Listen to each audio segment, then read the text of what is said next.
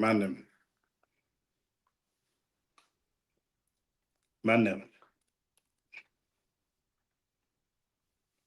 Could it be? Could it be the year? It's a genuine question. It's a genuine question. It's game day 22. It's game day 22. Manchester City, the unstoppable force. They met Manchester United, the immovable object. Man, them, could it be the year? It's game day 22.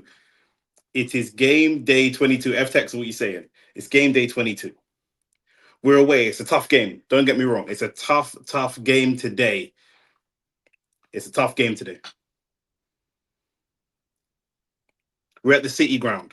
For those of you that don't know, that's my dad's team. My dad supports my dad supports Nottingham Forest. It's my dad's team. Dad, I love you, but I hope you slap you, man, today. And it could be the year, boys. It could be the year for Arsenal. I'm not gonna lie to you.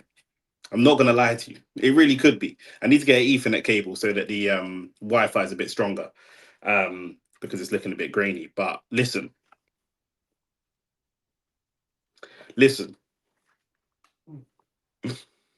bro.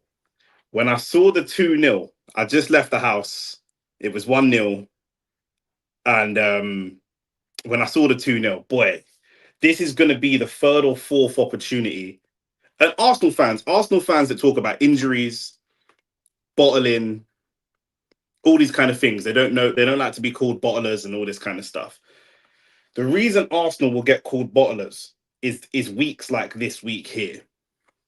Weeks like this week here. This Man City team that we've seen year in, year out go on crazy runs in the last 10 games, 12 games, and Arsenal sometimes haven't had Saliba or haven't had this player, Jesus, whatever the case may be.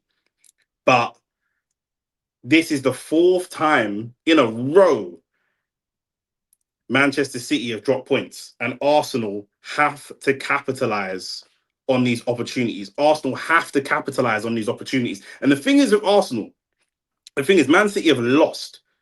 It's not even a win. It's not even a draw. Other games they drew. Man City have lost today. Lost 2-0. Erling Haaland, no goal. Still as good as he is. Erling Haaland, no goal. Foden hooked. Haaland hooked.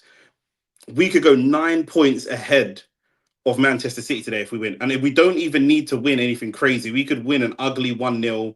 It doesn't matter. It doesn't even matter. Do you know what I'm saying? And when I'm looking at the starting 11 today, man said Villa are going to slap us. We'll see. When I'm looking at the starting 11 today, let me tell you what I see in the starting 11 today for Arsenal. My only concern, I'm going to say it now, Ben White up against Callum Hudson-Odoi. I'm nervous. David Raya in goal. Jurriën Timber at left back. Ben White at right back. Maybe that should be switched. Maybe. They got Gibbs White on Jurriën Timber's side. He can deal with him. But Callum Hudson-Odoi against Ben White, that could be a concern. We got Gabriel, Saliba, Erdegaard, Zubimendi, Rice, Gyökeres up top. But what I see out on the wing is very interesting. More Arsenal, absolutely correct, by the way. Smash the like button on the way in. What I see out on the wing is very interesting.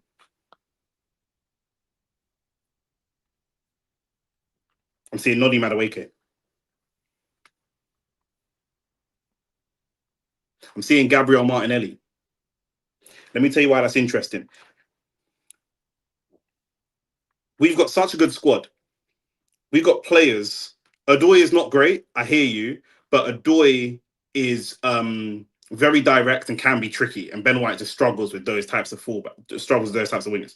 But let me tell you what else I see. I see two wingers that like to go direct. And I see a Villa side that needs to go for a win here. Villa are struggling in the Premier League. Not Villa, sorry. Nottingham Forest. Nottingham Forest languishing just above relegation. West Ham. What's the West Ham result? Someone mentioned it earlier. What's the result? West Ham winning against West Ham won against Tottenham. Oh my god, I'm gonna call expressions. West Ham won. I didn't even see it. I didn't realize. I saw they were winning, but I didn't know that the game was over. Chelsea are 80s talking because Chelsea. Well, I'm only just seeing the results now. I had to rush back home. Liverpool dropped points as well. Listen, Nottingham Forest need points. Is the point I'm trying to make. Nottingham Forest need points at home against Arsenal. They may sit deep, but there'll be spells in the game where they'll have to go for it on the counter attack and different things like that. And what I see with Noni Madueke, what I see with Martinelli is men who are direct. Madueke is not better than Saka, but he is more direct than Saka. Martinelli's not better than Trossard, but he is more direct than Trossard. We're seeing Gyökeres start to hit some form. I'm not talking about the goals.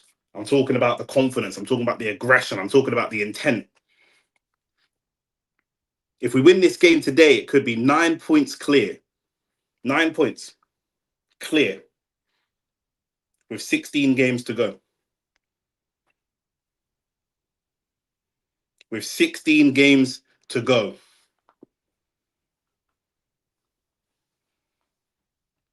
Gyökeres doesn't need to score. That's the point. More Arsenal. Let's talk about it. Gyökeres doesn't need to score. In my opinion, bro, if we win 2-0 and Gyökeres don't score, I'm happy with that. He don't need to score. It'd be great if he could score. It'd be great if he could score.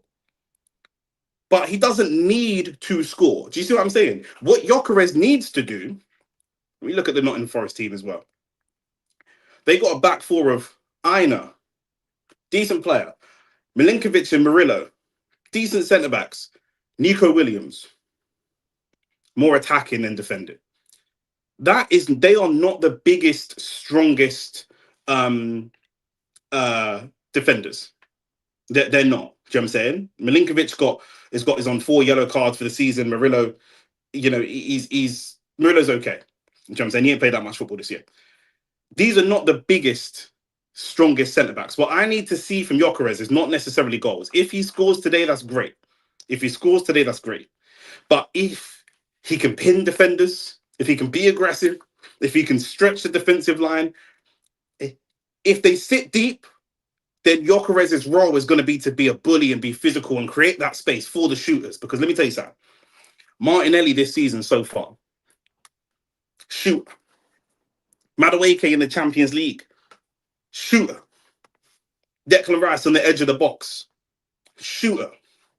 Zubamendi starting to get into the box, do the Aaron Ramsey-esque runs, shooter. Erdegaard, when he's at his best, since he's come back from injury, shooter. So Gyökeres, if I feel like there's goals in Madueke's game, there's goals in Martinelli's game, there's goals in the midfield. So again, Gyökeres can score, and if he scores, it's great. I'm going to celebrate. I'm going to be over the moon. But he doesn't have to score. He doesn't have to score. What I do want to see, if Man City, fucking hell, if Nottingham Forest sit deep, I need to see shots from the edge of the box. Shots from anywhere. We're going to either put crosses into Gyökeres and let him get them flick-ons, or we get shots on the edge of the box. And the shots could take deflections, force saves from the goalkeeper, and then the man them, West Baltimore. If you know, you know. If you know, you know. Shout out Avon Barksdale, West Baltimore, blood. Yeah? The Wire. It's the corner boys. It's the corner boys, bro. If we get them corners,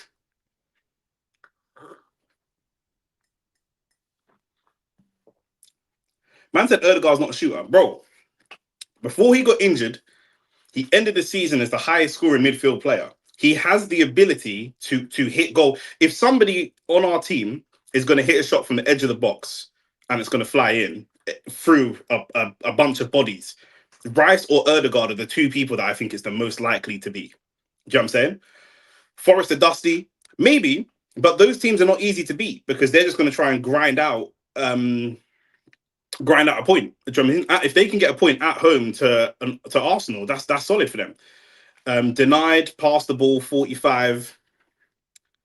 What is it? What's this? What is this, bro? My national team, Kenya, my destiny, bro. I don't even know what that says. I'm not reading all that. Is Gyökeres scoring today? I don't know if he scores today, but he's going to be effective. He's going to be effective. Can't wait to see Expression's reaction. X ended the stream early. Did he really? I mean, bro, you know, Tottenham, Thomas Frank is living on borrowed time, bro. You know what I'm saying? But we ain't even here to talk about Tottenham. I don't care about Tottenham right now. Boom, boom, boom, boom, boom. I'm just looking at their results. Lost to, bro, they've lost back-to-back home games. In fact, 1, 2, 3, 4. Tottenham haven't won at home in 4 league games. They lost 2-1 on the 20th. They haven't won at home since the 9th of December. And that was against Slavia Praha. Do you know what I'm saying? They lost at home 2-1 to Liverpool. Then they lost they drew at home to Sunderland. And then they lost at home in the FA Cup to Aston Villa, and then lost at home again, bro. Them man are homeless. They've got no home. You know, like that. They've actually got no home. Big man thing. We need a point to drop here. What? What point where, bro? What do you mean, bro? What? United, bro. Stop. Jim said stop. Honestly. Honestly. Honestly. They only won like 4 home games in 2025. Terrible. Like, genuinely terrible. Like, it's not even funny. It's not even a banter thing. Just terrible. Absolutely terrible. Let me go through some of these comments. Like the video as well, man. Them direct winger, 100%. Madueke and Martin Kelly, you know, bro. These man beat you, man, bro. Do you know what I'm saying? Like, you man scumbag 2 goals against us, and still, do you know what I'm saying? Like, we still beat you. We're gonna see big Elliot Anderson today. A lot of people talking about him getting in the England team. Forrest has to win this game. West Ham slot Tottenham. Again, I think a point is good for Forrest here. I'm not gonna lie. Just because it's just like Arsenal are now, I'm not saying we're as good as Man City were at their peak, but if this was Man City at their peak, are Nottingham Forest going for 3 points? Probably not. They're probably looking at other games coming up and saying, you know what, if we can get a point here, that's solid. Do you know what I'm saying? I think Nottingham Forest would take a point. Right now, if you offered them a point, I think they would take it. If you offered Arsenal a point, I don't know that they take it. Do you know what I'm saying? Other games that Nottingham Forest got coming up, they've got Brentford, they've got Crystal Palace, they've got Leeds. Like that, Brentford might be tough, but Leeds, Wolves, them type of games, I think they'll look at those games and say these are very winnable games. I don't know that they look at us and think these are winnable games in the same way. Do you know what I'm saying? Honestly, the tie's over, Nick. Well, you man done. You thrown in the towel. You man might still. Do you know what I'm saying? Like, you got opportunity to get some silverware, bro. Do you know what I'm saying? Your manager's coming out here with motivational speeches, and what did he say? He's a man ager. Said pause on all of that. When you're a manager, you're a man ager. And if you think I'm joking, I'm not. That's what Liam Rossini said. If you break the words down, I'm a man ager. I said, who the fuck is this guy? Who is this guy? Who is this philosophy lecturer from the University of Ottawa that they've got in, bro? Who is this brother? Do you know what I'm saying? Possibly 9 points clear on the same games played is a massive hill for City to climb. I think so. And I don't even think it's just a massive hill for them to climb. I think that the loss today to Manchester United could have been mentally damaging for them. Do you know what I'm saying? They have a great mentality. They're not going to fold. Do you know what I mean? We'll see City slap some teams 3 or 4-0. But that belief, Haaland didn't look like scoring today at all. At all. Do you know what I'm saying? At all. Didn't even look close. And I think if you're Haaland's got a good record against Arsenal in terms of goal scoring, but if you're Gabriel and Saliba looking at that, if they play Liverpool twice, if you're Konate and Virgil looking at that, you're thinking, bro, we can keep this guy quiet. Do you know what I'm saying? By the way, Nick, at the end of March, we don't have a game for 20 days, bro. Nick, season's over, man. Our manager cares about hand sanitation more than tactics. Yeah, that's peak. We just kicked off, by the way. We've just kicked off, bro. Arsenal need to show me something. Arsenal need to show me something. The thing is with United is still terrible. Like, do you know what I mean? But Carrick's doing well. Carrick needs to United fans need to just control their emotions a little bit and don't do the whole give Carrick the job stress. He rants, get Carrick, if he does well, keep him in the job, blah blah, bro. Just everyone relax. It was a good game today. Just everyone relax. Like, we've been here before. We've seen this before. Do you know what I mean? Nottingham Forest playing some football in Arsenal's half, in Arsenal's corner. And like I say, if I'm looking at our preseason starts at March, bro, you man can still bug out on any given day. Do you know what I'm saying? On any given day.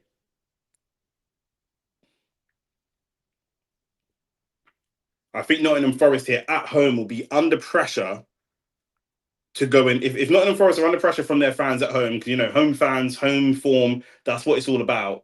And if they're under pressure to go and get a win and go for 3 points and play some attacking stuff, I think that Madueke and Martinelli could be the right choices here if the game's a little bit open. Do you know what I'm saying?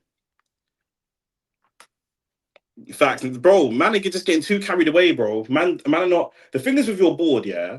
Obviously, I'm going to talk about the Arsenal game, but the thing is with your board, it's important that when you have a plan, you stick to that plan. And I appreciate the plan is kind of up and down, but you stick with the plan. If you trust the plan and you stick with it, obviously, if it gets really bad, you've got to change it. But the board at United is just chopping and changing constantly, bro. Do you know what I'm saying?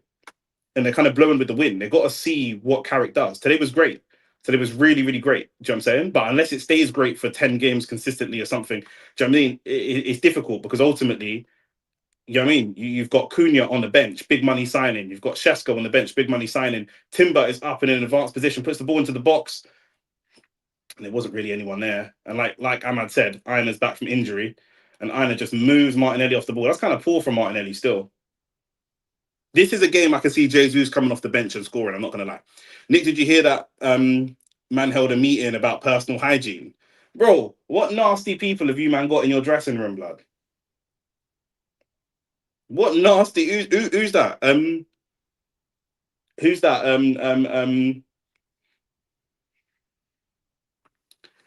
Chelsea. Was that Chelsea? You think Frank survives today? I think that Tottenham won't want an interim or a caretaker. Yeah, look at that space in behind. Look at that space for Gyökeres to run. The keeper's going to get there first and just sends it for a free kick. But look at that space. Gyökeres is looking at that space like, yeah. Gyökeres is looking at that space like, yeah. And again, I'm not saying Gyökeres is going to score, but that space with that high line. When do we see Sean Dyche coach high lines? If Sean Dyche wanted to come out and grind a point out against Arsenal, I think he can. But if Sean Dyche wants to try and play football and have a high line against this team, I don't know. Not with Martinelli and Madueke on the pitch. I don't see it. And then Jesus coming off the bench late. It's going to be long. Hopefully, if we do what we need to do. Liam Rosenior. Bro, what's he talking about personal hygiene? Bro, well gone for this guy. I like for a striker, Jesus. He isn't a striker. He should play behind more of a 10. Yeah, kind of a second striker. A 10 is a little bit different to a second striker because he's still a goal. Ozil's a 10. Do you know what I'm saying? This brother plays like a second striker, like Rooney. Do you know what I'm saying? Like Rooney, you wouldn't say is a 10 necessarily. It's a great switch from Timber. Timber, by the way, is just peak. I know we talk about him and Reece James and that, but honestly, the way Timber plays multiple positions is just so good. And again, this is what I'm saying. You see that Madueke byline, ball into the box, byline, ball into the box. You know, we saw the little thing with Saka and Gyökeres where Gyökeres is a bit frustrated, the ball's not coming in quick enough, and that's what Madueke and Martinelli are going to look to do. Do you know what I'm saying? That's what they're going to look to do straight away and consistently. And they didn't mind that frustration. Do you know what I'm saying? Gyökeres is saying, "Help me out." Do you know what I'm saying? That's facts. Saka's one of the best wingers in the world, in my opinion. However, we can't just pretend he's perfect. Do you know what I'm saying? He can be a little bit slow. He can be a little bit conservative. That's what most people feel like stops him from being a top player. It's just the conservativeness. Corner's not the best to go straight into the side net. And that was kind of dead still. Man hired a PE teacher. He could do a mad thing. Bro, you see Liam Rosenior, yeah? He's like a man who can't... He's like Littlefinger from Game of Thrones, blood. He can't have too much power, blood. He's managed one game, and tell me, correct me if I'm wrong, but I can see the power going to his head, bro. I can see the power's going to his head already, bro. The power's literally going to his head already. Already, bro. The way he's talking is already crazy. I find it so interesting, people's first press conferences. When Ten Hag had his first press conference, I said he's not going to last as United manager. He was immediately very prickly and kind of borderline aggressive, not physically aggressive, but like passive aggressive with the media. And I said, nah, it's not going to work because the media in this country is different. And as soon as that, when they want to tear you down, the media can get you sacked in this country. You know, this is the only country where the media can get managers sacked the way that they do. Gabriel wants the ball. David Ryan's taking too long to play it to him, man.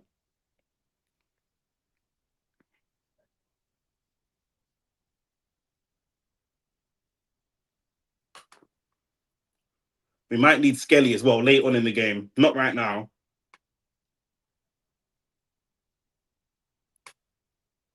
But this is a Lewis Skelly type of game for me.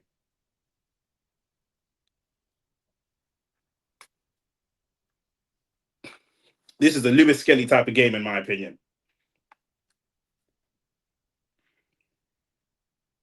Madueke's in space. We've got to find him, though. There, it's a good pass from Saliba. And again, direct. It's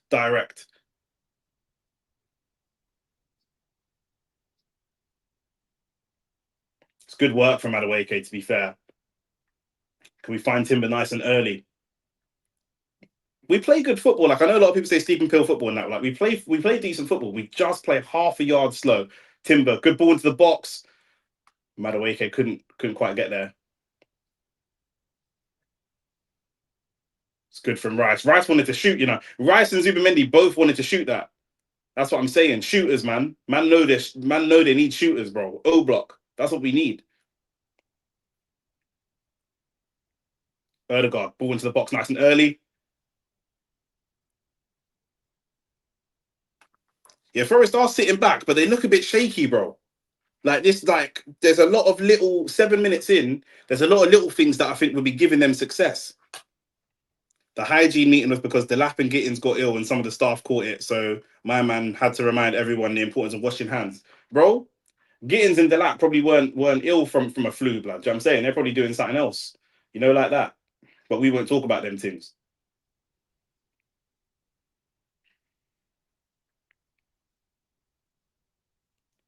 The thing is with a team like with the squad that we've got as well, we still don't do it, but we can attack wave after wave after wave. See, like what Man United did today.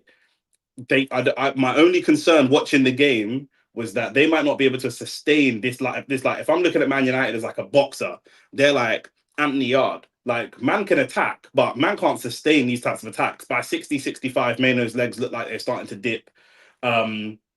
You know, like the legs, Casemiro, obviously legs aren't, we know that his legs aren't there. They can't, what they did today, obviously they're only playing one game a week, so it's fine, but they can't do that for 90 minutes every game. Do you know what I mean? Whereas with us, we can sustain these attacks and we can bring other attackers on that do sustain these attacks. Because once Shesko and Cunha come on, it's just going to get slowed down a little bit. But we can start bringing on Saka and other players, Saka and Trossard and whatever that, you know, we'll slow it down a little bit, but we'll play that same kind of style. Probably could have been a foul there from Madueke, but the ref's not giving it.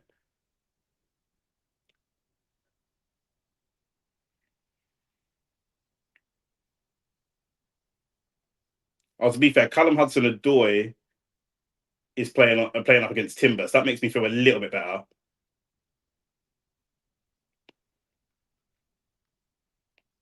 Good tackle from Gibbs White. Good tackle on Gibbs White. Sorry, from Gyökeres. The ref is letting a couple of fouls go. Not necessarily like big fouls, but a couple of kind of firm challenges. He's letting them go.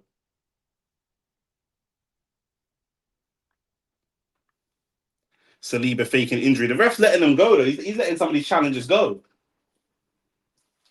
So from there, Arsenal, we need to know what kind of ref this is from there. Do you know what I'm saying? We know what kind of ref this is going to be now. So we can decide from that. Do you know what I'm saying? We've got a little poll in the chat. Pause. Do you know what I'm saying? I'm trying to do more interactive YouTube stuff. Do you know what I mean? You man know I'm still new to this YouTube thing. Are Arsenal winning the league? 83% saying yes. Have you seen Wenger's stupid offside rule? Yeah, he's been trying to run this offside rule thing for like a year or so. Like he's been on this for a while.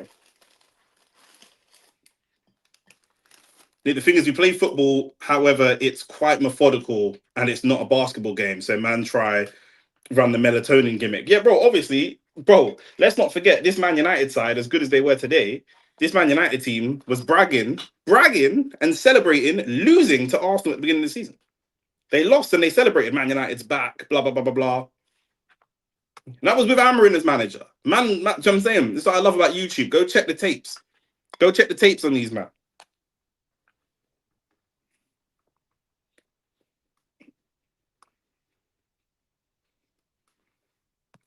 Check the tapes on these youths, blood.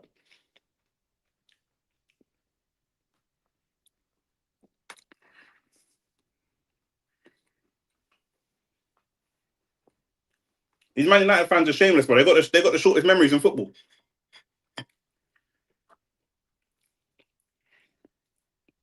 Man United fans have the shortest memories in football. Gyökeres with the ball in the middle of the park. That's not where I want him. That's not where I want him.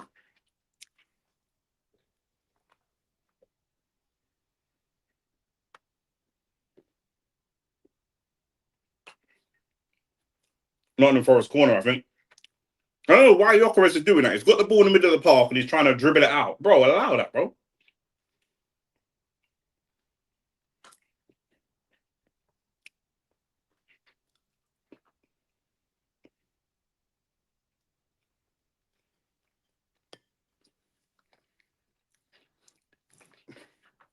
Ahmad's been kind of consistent still.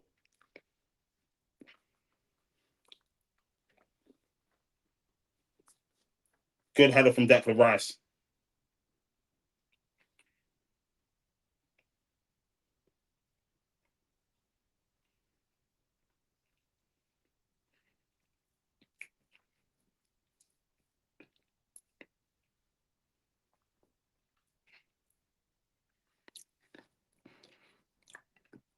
Oh, bro.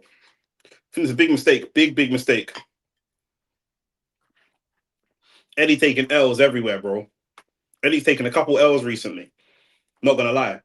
You've lost one of your only world champions, and then he's gone to Zaffa boxing. Big mistake. And that makes me feel like Jai doesn't want to make these unification fights. Because you could have gone aside with Golden Boy and had Benavides and Zerdo in your stable. You could have done that. You chose not to. So you've gone to a promotional company that has the weakest roster of fighters. There ain't no top fighters over there. So what does that tell me? Arsenal advancing, and this is where we slow things down a little bit.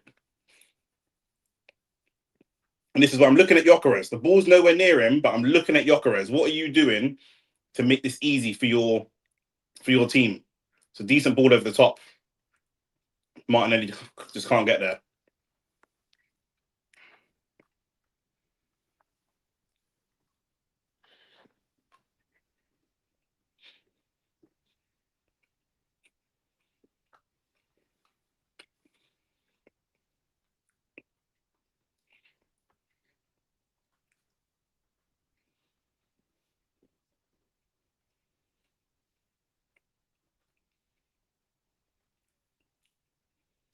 Will Gabriel slip? Well played to Gabriel. Michael Oliver's going to stop it for a head injury. Is that a fake injury as well?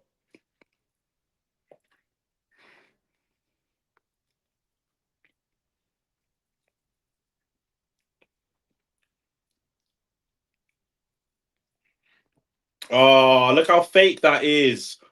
Look how fake that is. He hits him here. Man holds his face and goes down. Come on, man. Fake.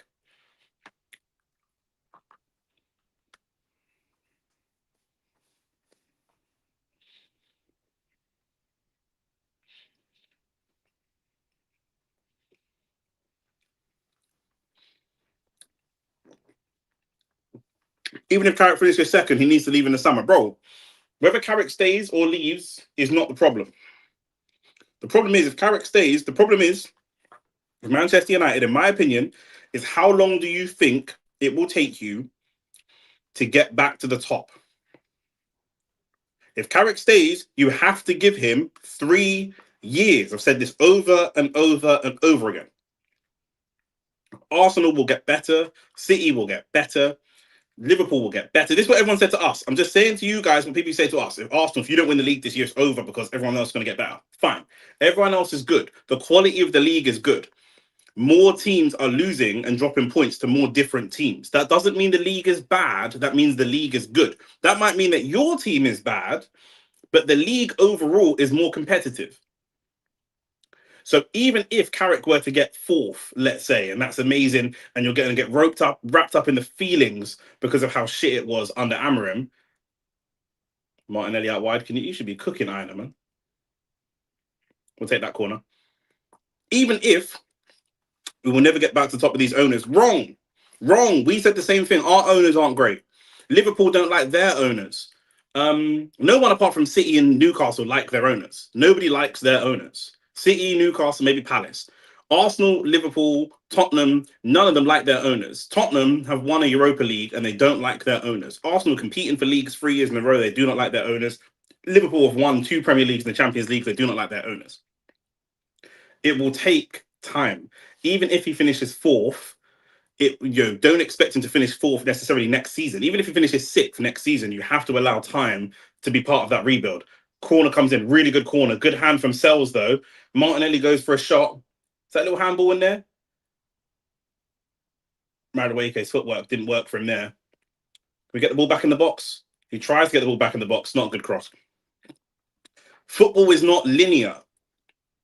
Football fans always think Arsenal came second. They've now bought a striker. They must now win the league. That's not how football works.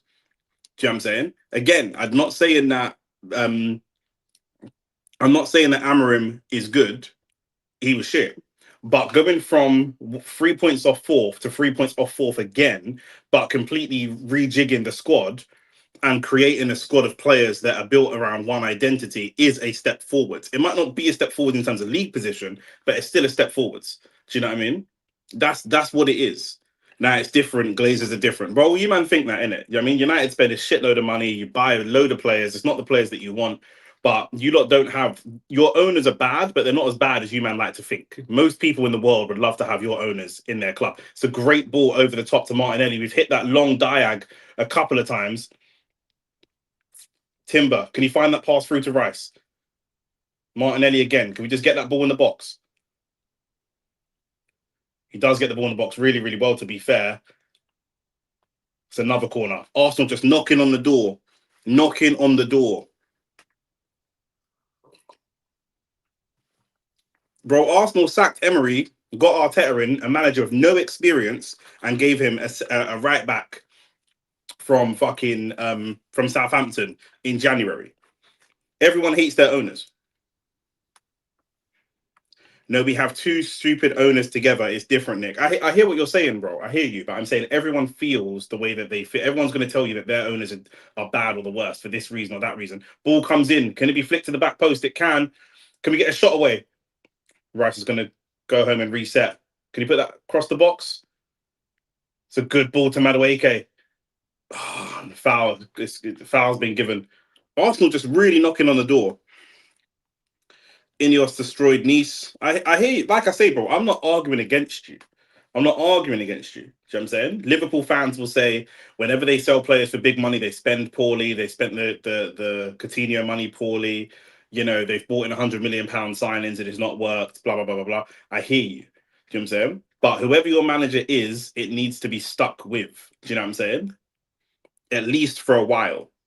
And you're going to have to go through banter and uncomfortable positions. And your fans don't want to do that. That's my opinion. That's what I've seen from Manchester United in the 12 or 13 years post-Fergie. It's a good, firm challenge, by the way, on Elliot Anderson from Gyökeres. I don't know if that's a yellow card. I might have to see that one again. Yeah, it's not the best challenge from Gyökeres. It's gone straight into Anderson's back. You can't challenge in the back. You can challenge shoulder to shoulder, but not in the back.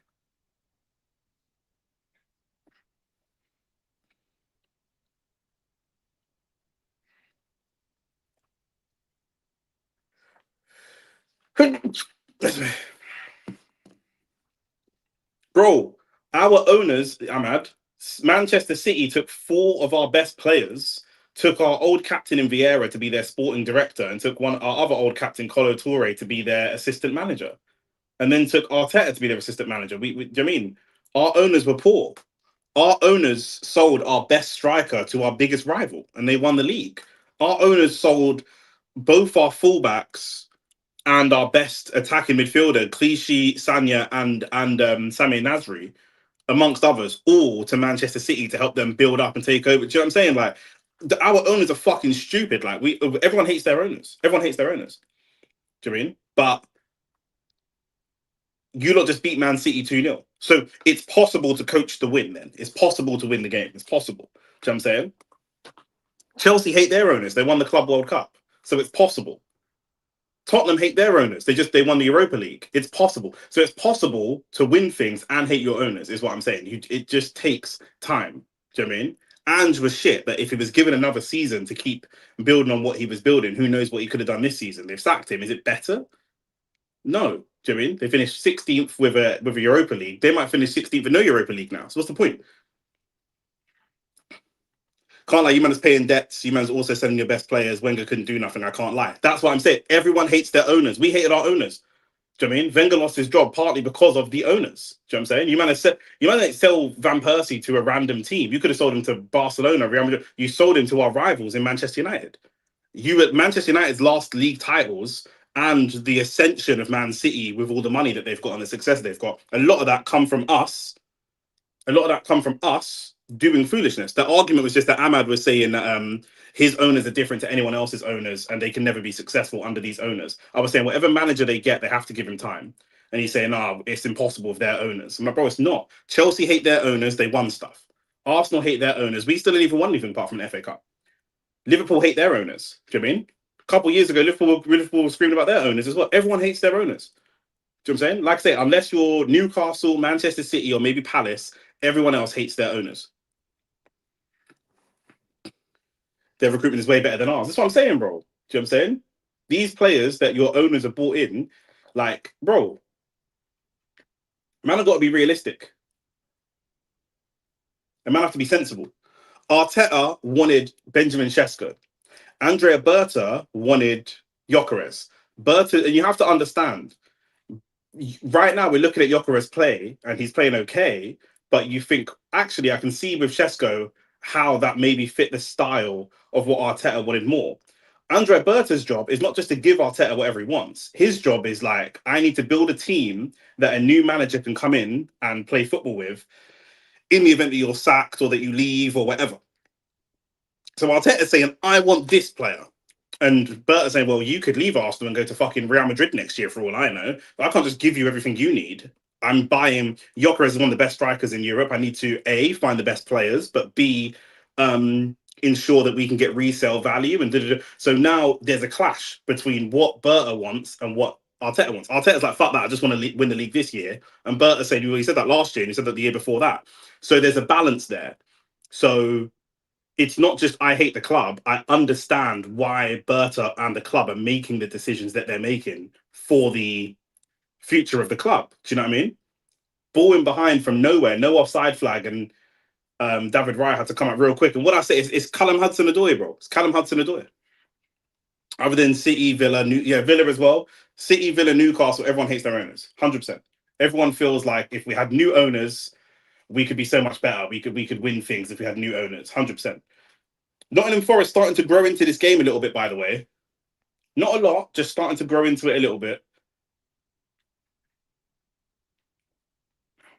Aina just hits a dead cross straight into Timber's lower parts, I think.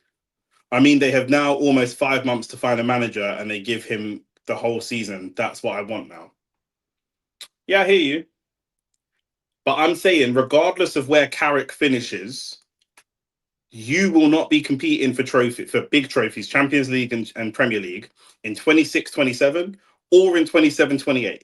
It might be 28-29 before you're competing for top trophies again. So whether you get Glasner, De Zerbi, whoever, Enrique, that's what it's going to take. There's no manager that comes in and makes that team a title-winning team in 1 year. And it's not just because of football. It's because of attitude and a bunch of stuff. Anderson comes with a corner. There's a foul in the box, so it goes free kick for Arsenal. Sean Dyche is fuming. It's a similar free kick to what was given when we were attacking on the corner, to be fair. And again, Arsenal have to deal with this because the ref is Michael Oliver for a start, and he's fucking shit. But obviously, we have to be able to ebb and flow with the game. It's one of my criticisms of Arteta and Arsenal, this Arteta Arsenal team of the last 2-3 years. When things are going in their favour and when things are working, we look the better team. When things are going against us, can we make the in-game adjustments? Again, if I make a boxing analogy, can you make in-game adjustments? We know this ref, we know what fouls he's going to give, we know what fouls he's not going to give. I just don't want an ex-player, never. I mean, it depends, innit? Do you know what I mean? Depends. If an ex-player goes on and becomes a really good coach, then that's fine. But you don't want an ex-player getting it just because he's an ex-player. That makes sense. Do you know what I mean? Carrick is an experienced manager. He's just not experienced at the top level. You know, so maybe you want a top level manager to come in, but our top level manager is going to want top level players. You know, Luis Enrique is a brilliant manager, brilliant manager, but he's won big trophies with the teams that were at the time the best teams in the world. Do you know what I mean? When he had Barcelona, they had the best team in the world, and the PSG team he's got is very good. Arguably the best team in the world, or certainly the best team in the world in that Champions League campaign. They've got Dembele, they've got the best midfield in the world, probably. You know, that don't expect Luis Enrique to come in and have had a midfield of Vitinha, João Neves, and I can't even think of who the other one was. Ina's having a really good job against Madueke, by the way, against Martinelli. Ina's just not allowing him to take his touch, not allowing him to get set. Martinelli's really good at stopping and starting and accelerating really quick. And if you allow him to, if you start following his sort of pattern, you could be in trouble. Ina's not allowing him to do that. Fabio Ruiz, that's it, bro. You cannot expect a manager who won a Champions League and Liga with that midfield to come to a team with Ugarte and Casemiro and Kobe Mainoo. And I know you guys think Kobe Mainoo is a talented player. I think he's got some talent. He's not terrible, but he's nowhere near those types of levels. And Bruno, and think he's going to do anything with that midfield. He will need a wholesale new midfield. Ball right across the box, and it should be 1-0. Was that Rice in the end? Ben White puts the ball across the box. And was that Gyökeres or Rice? Why do I feel like Gyökeres missed it and then Rice missed it as well? I think Gyökeres going for it puts Rice off, but Gyökeres should be going for that. Yeah, Rice pulls out of challenging for the ball, but specifically because of Gyökeres goes for it there. But these are the chances that should be 1-0. I think Rice feels like it's handball from Ina, but this hand is right by his side. I don't think so. But again, Arsenal knocking on the door again. Nearly half an hour gone. Good cross to the back post. Madueke. Could he be there? Martinelli. How's he put it wide? Martinelli has put it wide from an angle that is almost harder to put it wide from. Difficult. No, I'm not having that. I'm not having that. It is a difficult angle. I agree, but I just don't care. This is your job. No, that's not a difficult angle. There's so much goal to aim at. There's loads. There's loads to aim at. There's loads. Fabio Ruiz and Mainoo are very similar profiles, but yeah, United need a controller still, Wharton profile. But again, like, yeah, to be fair, Martinelli's not put that far wide, but that's got to go in. That has got to be a goal. There's nothing to be said. That's got to be a goal. Do you know what I mean? That's criminal. Martinelli now, as far as I'm concerned, owes me a goal. And still no shots on target from either side. 6 shots from Arsenal, 1 from Forrest, and nothing on target from either side. Martin Kelly, dead food. I ain't even got to address you, blood. I ain't even got to address you. But it's not just profile though. You're saying Fabio Ruiz and Mainoo similar profiles. Like, I'm not talking about, bro. Yeah, okay, fine. So I'm saying I could say Gyökeres and Drogba are the same profile, but Drogba's way better. He's levels above just because of the same profile. Do you know what I'm saying? Luis Enrique will want almost everybody in that PSG team is top 5 or top 10 in the world in their respective position. Do you know what I mean? Hakimi's one of the best right backs in the world. Nuno Mendes, I think, is probably the best left back in the world. Dembele is one of the best wingers, possibly the best winger in the world. Vitinha, is like a Ballon d'Or candidate, possibly one of the best midfielders in the world. You know what I mean? Like, it's gonna have to be that. That's what he's used to managing. At Barcelona and then PSG, he's not used to managing someone where he tells them to make that pass through the line and they can't make the pass. That will be a very foreign concept for him when he's trying to coach. Do you know what I mean? So yeah, the coaching thing is huge. Yeah, the quality of the coach is huge, but the quality of the players is also huge. What do you think about the Saka Gyökeres discourse? No discourse, bro. Do you know what I'm saying? Gyökeres is absolutely right. I'm a striker. We've probably worked on this in training. That's why I'm frustrated. Your job is to get me the ball. It's a great ball. Zubimendi, can he find a shot? Zubimendi flashes it across the box, and I think he's got to shoot there. He's got to shoot. Let me look at that again. That's a great pass from Erdegaard. No, from Madueke. No, it was criminal from Zubimendi. Criminal again. You're in the 18, anywhere in the 18-yard box, you've got to shoot. If you're getting the ball in the 18-yard box like that, you have got to shoot. You cannot be looking for the pass there. You can't. You've got to score that. We should be 2-0 up, in my opinion. That and Martinelli, we should be 2-0 up. But yeah, I think it's fine. I think it's fine. Do you know what I mean? This happens. If you play football, this happens. I used to argue with my teammates every week. It happens. Do you know what I mean? There was a guy I used to play football with called Lee. I was a right winger and he was a 10. And I'm not saying this is Gyökeres and Saka because they're both, you know, they're cool. But me and Lee fucking hated each other. And we played really good football together. And I assisted for Lee was our top goal scorer and I was our top assister. And I assisted Lee so many times. And we just did not ever like each other. Played very good football together, but we're just such different people. We never got along. We never, ever got along. And again, this isn't Gyökeres and Saka. It's nothing. These things happen. You're going to go for league titles. It's a high pressure, highly emotional situation. And it's just, you know, it just is what it is. Andy Ruiz might actually kill Chase Demore if they had a boxing match. It's not even banter. Andy Ruiz is a very good boxer.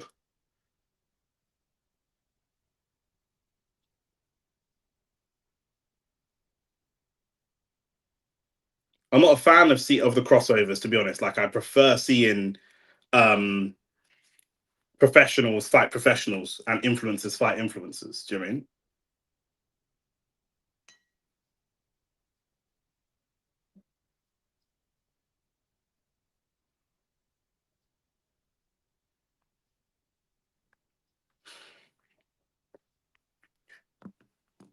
His fans don't know about Ruiz, bro. He probably don't know about Ruiz, blood. Do you know what I'm saying? When's Chase Demore would not be boxing the way he boxes if he'd fought, if he knew if he was a fan of Andy Ruiz. Do you know what I'm saying? Ruiz is a serious hombre. Do you know what I'm saying? But he obviously Ruiz is not fit. Like he's just proper fat and don't really live the life. Do you know what I'm saying? So maybe that's what he's thinking. But how many rounds was the Andrew Tate fight? Because even though Andy Ruiz is fat, Andy Ruiz can box for 12 rounds consistently. You know what I'm saying? He's got that fitness. He might look fat, but he's very fit. You know what I'm saying? Don't forget to like the video as well. Erdegaard, send that ball, Erdegaard. Come on, quicker. It's a good touch from Madueke. Madueke's playing decent, you know. Yeah, bro. The Ruiz will say, yeah, I'll take your lunch money.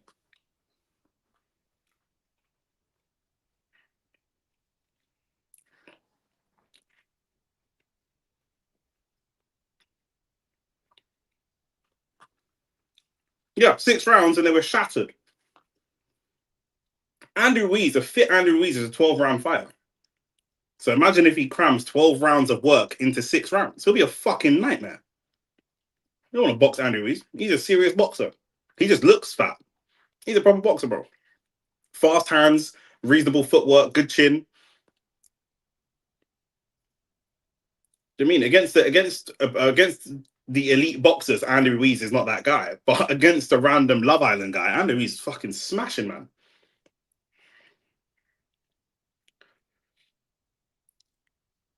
We keep hitting these long diags to try and get around. And Declan Rice is making the point that Martinelli was available. But I'm not trying to hear that because Martinelli has not had great success against. Martinelli's not had great success against Aina. Do you know what I'm saying? If Martinelli had been cooking Aina, I understand. You can say to me, yo, give me the ball, bro. I'll cook this guy. You ain't really showed me enough yet. So, do you know what I'm saying? What a man doing, bro? 100%. I didn't. I was out today, so I didn't see any of the 3 o'clock kickoffs. I saw about 70 minutes of the Manchester derby, and then I haven't seen any of the 3 o'clock kickoffs. Madueke gets the ball clear. Arsenal's attack just looking a little bit blunt, as it often does, to be fair.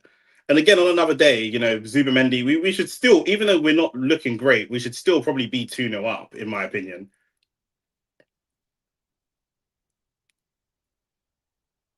It's a good header from Saliba to just get that clear. Good physicality from Gyökeres as well. That there is exactly what I want to see from Victor Gyökeres. He comes deep to receive the ball and he gets physical, holds a man off. That's it. Zubamendi, I don't know what that pass was.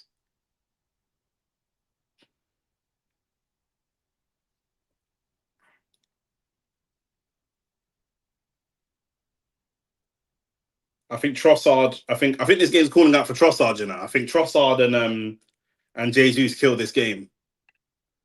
Ruiz is actually technical. He just need to hop on the Ozempic. The thing is, he gets in shape for fights. You know what I'm saying? He's just one of them, man. He's like Ricky Hatton, or he's one of them boxers. Like, I mean, he can drop weight and get in shape for a fight, no problem. Is that a yellow? Is that a foul? Timbers got a yellow card. The Carrick way, no experience needed. I don't even know what you're talking about. Michael Carrick has experience. He's an experienced manager. he's been managing before, so it's not no experience needed.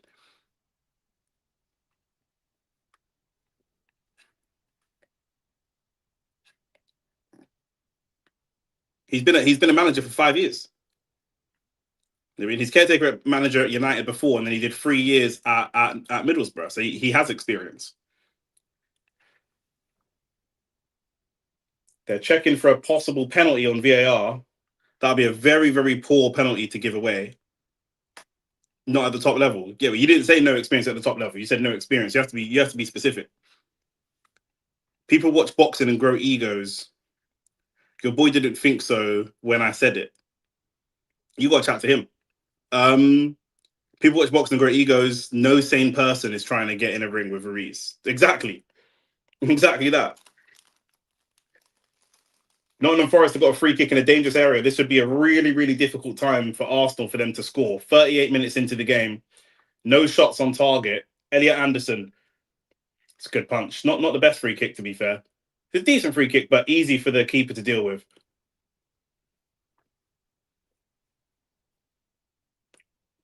Another cross that's easy for the defense to deal with.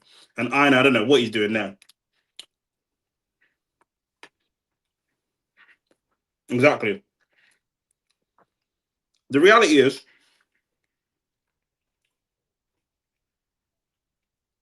the reality of influencer boxing is this. There are not enough influencers that can box at a decent level to create or sustain what Misfits are trying to do of having their own league and all this kind of stuff. It doesn't work. What Jake Paul does is different. He pops out on his own shows once or twice a year. That makes sense. The odd big fight, the odd big name fight, and you can put some smaller level boxing matches on the card. That's fine. But there are not enough people to be a social media influencers. Typically, if you're successful, get paid a lot of money. Who starts boxing for 10, 15 grand a show when you're already making X amount of money a month? Do you know what I mean? So you're only going to get washed up influencers or X kind of dead celebrities, Wayne Bridges and these types of people. Do you know what I'm saying? Why would someone like Expressions start boxing now? What for? How would that make any sense? Why would he do that? The lifestyle is very, very difficult. He's going to fight people that are very, very big, very, very strong, and it's probably not going to pay him enough money to be worth it. So what's the point? Do you know what I'm saying? Imagine like trying to get Expressions and True Geordie to fight. Bro, do you know how much money that would cost? It'd be pointless. They both make more money than they're worth from a commercial value of boxing match. On a one-off situation, you know, it don't make sense. Yeah, that's why I said it. That's why I said Wayne Bridge.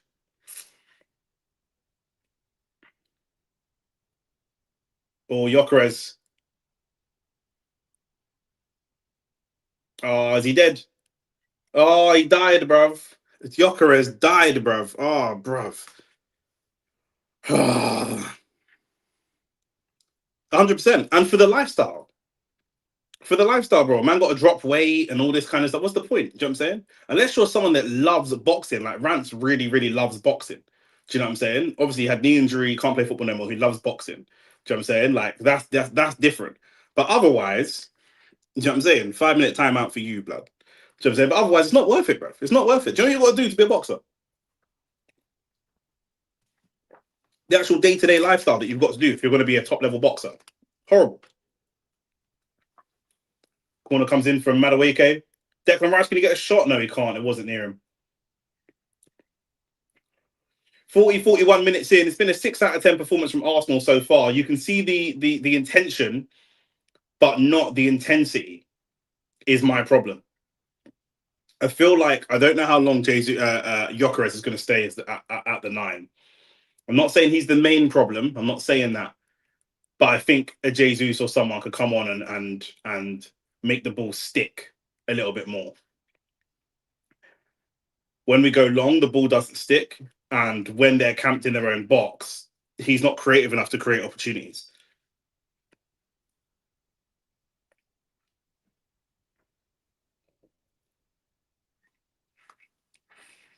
He's a problem, Nick. Let's be real.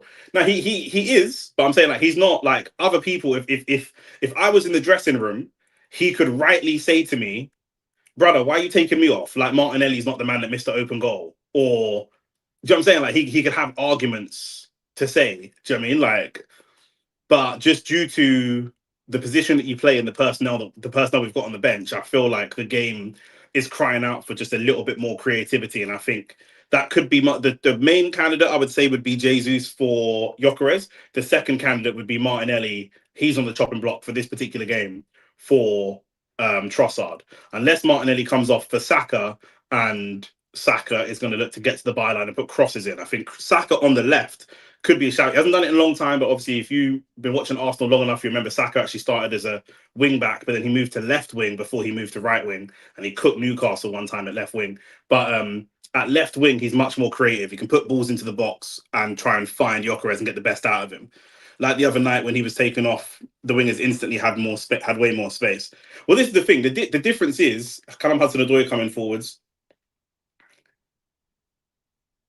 Gyökeres is a 9 that really wants to play on the edge of the defensive line. Do you know what I'm saying? He really wants to be the person to stretch the defensive line.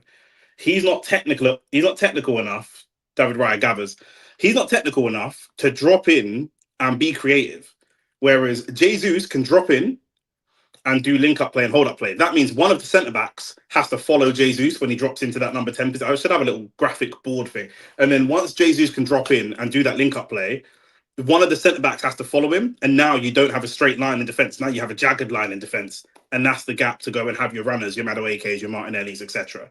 I also just think there's something around chemistry, to be honest. I mean, I think we'll see a better Victor Gyökeres next season after he's had a season in the Premier League and a season playing with these players. Jesus has played with Martinelli for years and years and years.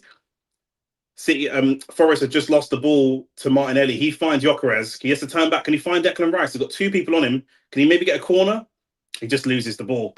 It's just that stuff like that is bad. It's bad game sense. He's holding the ball up with two defenders on him, but from my opinion, he doesn't really actually know what he wants to do with the ball. Oh my god, David Raya has just David Raya just slid and tried to make a slide tackle on the last man and completely missed the ball. Completely missed the ball.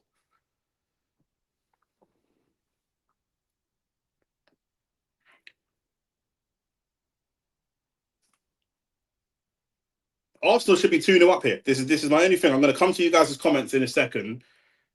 We're just coming towards the end of the half, then we'll go through the comments and discuss everything. Now, Ina's stepping up. Good tackle from Declan Rice. Another good tackle from Declan Rice. And for me, it might have to be Gyökeres for Jesus, or maybe I'm not mad at Martinelli coming off either. I can see why Martinelli started. Ina gets up nice and high at times, and there's a lot of space for Martinelli to run into, but he just hasn't done it. If Martinelli doesn't come off at half time, I think the gaffer gives him 10, 15 minutes in the second half, and then he comes off. But we are very, very good between 45 and 60, typically. We've got 3 minutes of added time. Let me come to the comments. Nick, thoughts on Man United creators putting the shades back in after one game. Your boy Rance was shaking his batty with velocity, bro. Oh, that is poor from David Raya. The ball's just taking a little bit of a bobble, but that is very poor still. Bro, listen, we'll be here in it. Do you know what I'm saying? We will be here. Like, because Rance is already on the train of give him the contract. This is exactly what I'm saying, bro. You gotta wait. Give it 6 months, let's see. Do you know what I'm saying? Like people like Rance sees football a certain way, in it. Do you know what I'm saying? And Rance has a very good. I've played football with Rance a couple times, but not at a serious level in it. Like we played at goals and stuff like that. Rance can play. Rance can play. But you see, Rance, yeah, he's a very intense person. I can imagine Rance in the dressing room being someone whose standards are here. He's going to be a standard setter. And so Rance can't understand. Once Rance sees you play well. He's going to expect that from you week in, week out. This is what you do. This is the standard. The reality is that's not football. That's certainly not football today. Maybe that was never football in the past. I don't know. Obviously, a lot of United fans feel like they've grown up in a period of time when the standard was that and everyone had that. Even then, I think that I would dispute that personally. As a team, the standard was there, but as individuals, the standard could be up and down at different times. Do you know what I mean? It's just you're a part of a good team and a part of a good club. So I don't think that Rance isn't wrong in his assessment, but I think that he can be a bit glass half full when it comes to Man United because his view is like if he watches Man United just beat City, if Man United were to beat Arsenal 3-1 next week, his thought process would be, well, if we give Carrick the whole season and he can continue doing that, we should be back. Yeah, but also no, because those are one-off games. You have to look at a lot of details that are not there in terms of what players are going to come in, what players might go, different things like that. Like we have to see the manager go through tricky spells as well. Not everything kind of going his way. As good as they were in Man United, this is as good as they were in the game today. The reality is a lot of things half time in the Arsenal game, by the way, 0-0. The reality is a lot of things went their way. I'm not taking anything away from Man United. I'm just saying, if you were going to assess football properly, we have to look at the game dispassionately. We have to look at the game completely fairly and completely dispassionately. A lot of what City did worked in their favour today. Man United were very good. I'm not saying this to take away from them. But if you are not going to look at the team with no bias, then you're always going to be led astray. Do you know what I'm saying? What are Arsenal's transfer plans for January? I don't think we've got any. I don't think so. I don't think there's players out there that are going to add anything. January for me is for like emergency transfers. City needed a centre back, for example. They've got a bad injury crisis. We have some injuries as well, but we've got players coming back. I don't think we need anything urgently, especially not for the kind of money that we're going to spend. Anyone that we buy this January would be 30, 40, 50, 60 million. And probably when we're at full strength, not someone who would get into the team very often. So I don't see the point. He doesn't have enough off-ball ability to start as a solo nine. I'd agree. If he played the two strikers, he could start, in my opinion. I'd agree with that. That's a totally fair assessment. Raya would sacrifice a fan, then give them a quick throw in, 100%. Nick, come on. How did a gifted goal and assist twang you? I don't think it did. I still think that stylistically, this game has been a game that Gyökeres could have done better in. Do you know what I'm saying? Like, he had the opportunity to go in behind. I said that there'd be times that the line was quite high. He'd have the space to work in behind. Again, sometimes when we're putting those diagonals across the box, you look at the Madueke shot that fell for Martinelli. Gyökeres is occupying a lot of players in the middle of the box, and that's why the ball falls to Martinelli. So stylistically, it's there, but technically, he's just not at the level. We can see that. Aino's a decent player. He's okay. Why the fuck are we sitting back like we scored? Gyökeres should have bagged. I think Gyökeres should have scored. I think Martinelli definitely should have scored. And I think Zubamendi should have at least had a shot on target. At halftime now, I think that we should be 2-0 up. Don't forget the shades were on for Darren Fletcher as well. 100%. Poor half from Arsenal. I think the finishing has been poor. Do you know what I'm saying? I think Martinelli scores that. I know this is obvious, but Martinelli definitely should have scored that chance. Zubamendi should have scored his chance. Then we're looking at if we play exactly the same 45 minutes, we're looking at this totally differently. I don't think it was poor, but we need more urgency for sure. And again, I think that Forest are a team that we can take the game away from. Forest lose a lot of games, and when I say take the game away from, if we come out and score 3 in the first 10, 15 minutes in the second half, I don't think Forest go for it and try and score 4. I think they kind of resign to the fact that the game's gone. Do you know what I mean? Whereas if we did that against Chelsea or City or Liverpool, I don't think any of those resign to the fact that the game's gone. They will continue to fight all the way through. Do you know what I mean? Get Eze and Havertz on 15 minutes after half time. I don't know about Havertz. 1 second.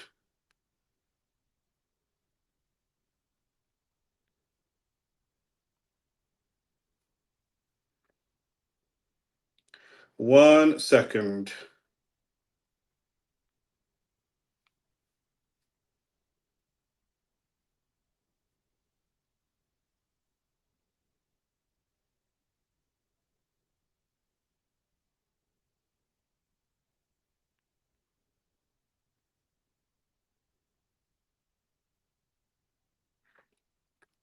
Yeah. Um, for me, I think Jesus before Havertz. I think Havertz is someone that comes on and ends the game, and I think Havertz or Marino is someone when they're camped late. If we get to the last 10 minutes of the game and it's still 0-0, I think they start to get to a point of grinding out a point. They camp in the box. We have Havertz in the box. We start raining crosses on top of their heads, and then Havertz looks to score a header. But the game is still open. I don't want Havertz. Havertz for me slows the game down. I don't want the game to slow down. I want Arsenal to play quicker. And so I think that the problem, just the same thing with we saw Man United play earlier. Man United are playing really fast-paced football on the counter attack and on the attacks, and when they switched to play, it was pretty fast-paced. We're not used to seeing that from Man United, and that was one of the biggest differences for me is the speed of attack. City's attack was very, very slow, which allowed Man United to take their time in defending and defend very precisely. When City are at their peak, their attack is lightning fast. We've seen City 1-2 pass, bang, suddenly Haaland's in. That wasn't the Man City that we saw today. It was very slow. And for me, I said that system that they played earlier, the way that Sesko's playing at the moment, he will slow that system right down. And I think it's the same with Havertz. Havertz will slow this team down. Jesus, I think, if you take off Gyökeres, you put on Jesus, I think things quicken up a little bit more. And Eze again, I wouldn't put him on just yet. I'd leave it a little bit longer. You ain't balling out like they did today consistently. No way. Also, Man City's defense is poor today. 100, like I said, you've got to look at, if Arsenal win the league this year, I'm going to celebrate we won the league. I don't accept the criticism that the league is shit. I don't believe that. But I will accept that Chelsea are not at their peak and they've been in the transition period. Liverpool have fallen off. Man City are in a transition period and had some injuries. So there are caveats. You know what I'm saying? I'm not going to win the league and then say next year we should win it by 100 points and go invincible. We have to assess the game from a sensible perspective, not just sit on the internet and scream and shout at the camera, because it's just not useful. Some people like that type of content and that's fine, but for me, Arsenal can go and win the league. I don't accept Arsenal only won the league because the league is poor. I don't accept that. But why don't Jesus play on left wing? No, I don't like him left wing. I don't like him left wing. Jesus is not as fast as Martinelli, not as fast as Madueke, and he's much better, in my opinion, playing with his back to goal. Martinelli is a back to goal or side on type of player. Jesus, sorry. Jesus isn't as rapid. Like, if we are defending a corner, I want Martinelli up on the touchline so that we can launch a ball forward and Martinelli's gone. Jesus is not slow, especially where he's coming back from a really bad knee injury. I don't want him to be the guy that we're relying on for that type of run. I want Martinelli or Madueke for that type of run. Jesus is he's at his best in and around the 18-yard box and he moves a lot. He'll pick up left wing positions and Martinelli will go central at times. But he's very, very good. For someone who's quite small, he's very strong. He's very good at holding up the ball. If we go long, he when we played Liverpool, he was beating Konate for headers. Gyökeres couldn't beat Konate for headers. Jesus beat Konate for a header twice. He's very strong, very, very physical, and I think we need him to soak up pressure in the midfield to create space for the wingers, which is what I kind of want Gyökeres to be able to do. So in order to play Jesus, you need Martinelli as an inside forward instead of Trossard. Not necessarily. It depends. I prefer Martinelli if the game's open. If the game if we get to 60, 65, 70, and they're playing attacking. They're attacking, then they're not as good as us, but they're attacking as much as they can in this situation. When they start to sit deep and say, okay, guys, let's grind out a point, that's why I want Trossard. Because Trossard is someone at edge of the box. He can find a shot. He can pick a pass. He can find a cross. He's much more considered.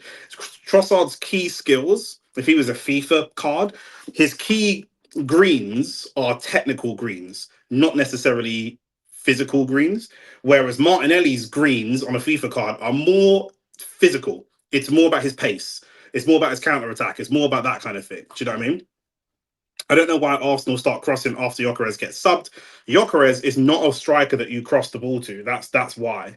We all thought that he was. He looks like the frame. He looks Gyökeres. He cannot jump. He's not good at heading the ball. To me, if I'm crossing the ball, if I've got a game where I've got Saka, Erdegaard, Marino, and let's say Saka, Erdegaard, Eze, Trossard on the pitch, and they're all just crossing the ball into the box. I want Havertz there first.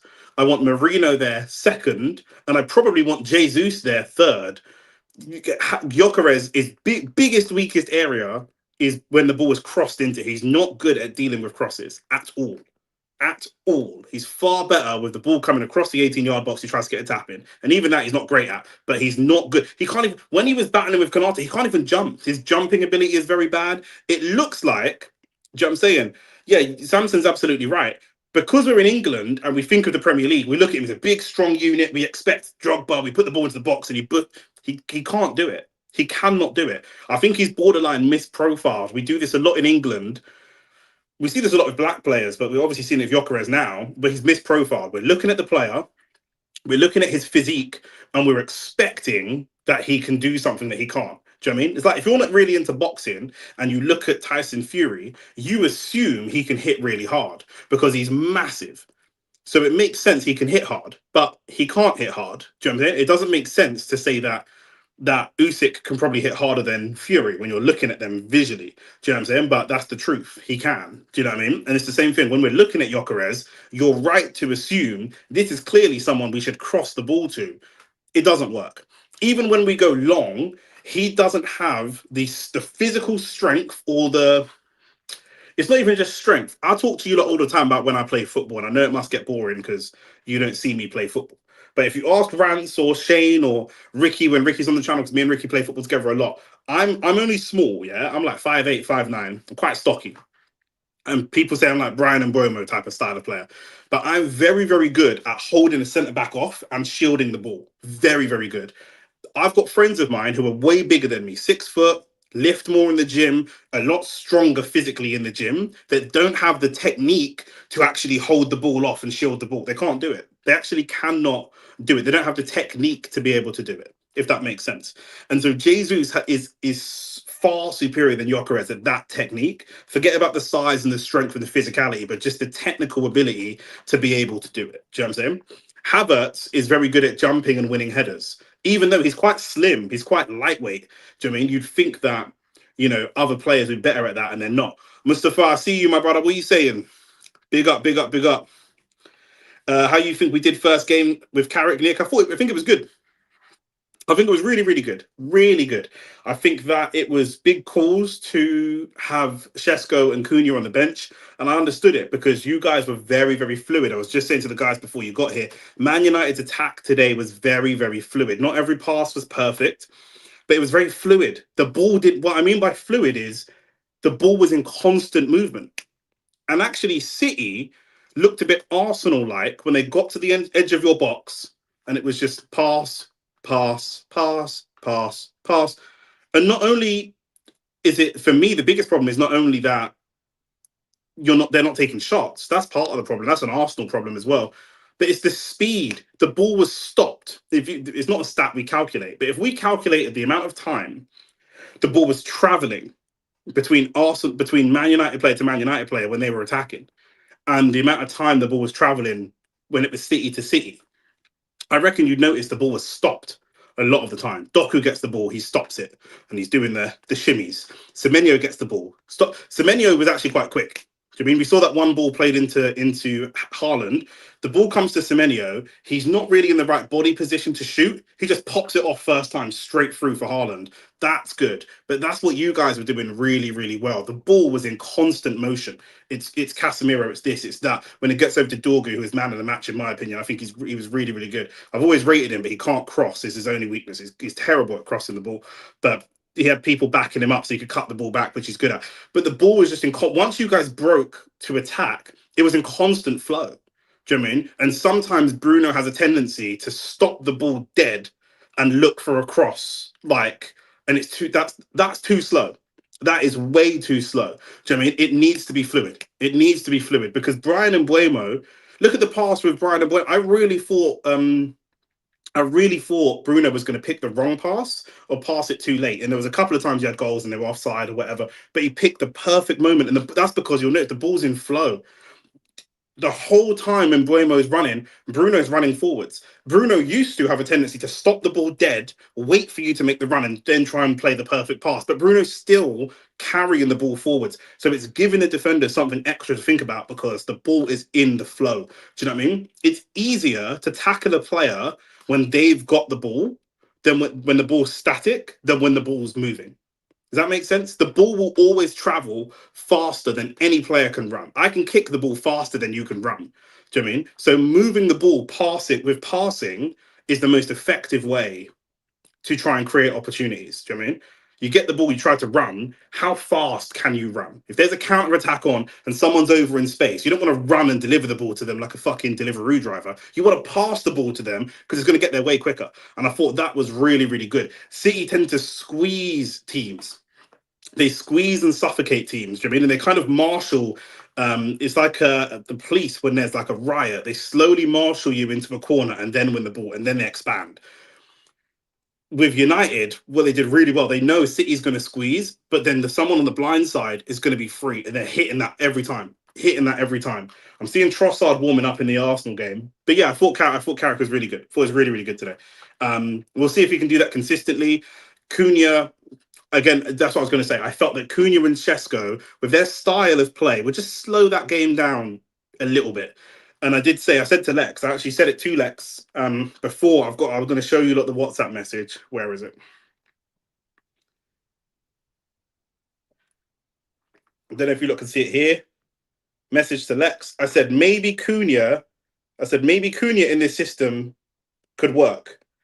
And then when Cunha came on and scored, I just sent the eyes emoji to him. Do you know what I'm saying? Because I thought in this system, I thought Cunha could do really well in this system. Shesko, I think he can, but he needs little bit more coaching to work in the system. He's got the ability, but it does need just a little bit more coaching, Shesko, I think. But yeah, really, really good. I think Gyökeres' confidence on the floor. Gyökeres' confidence is on the floor. That's why I'm not giving up on him. I think that when I say I want him subbed off for Jesus, it's not he's shit. I want him sold.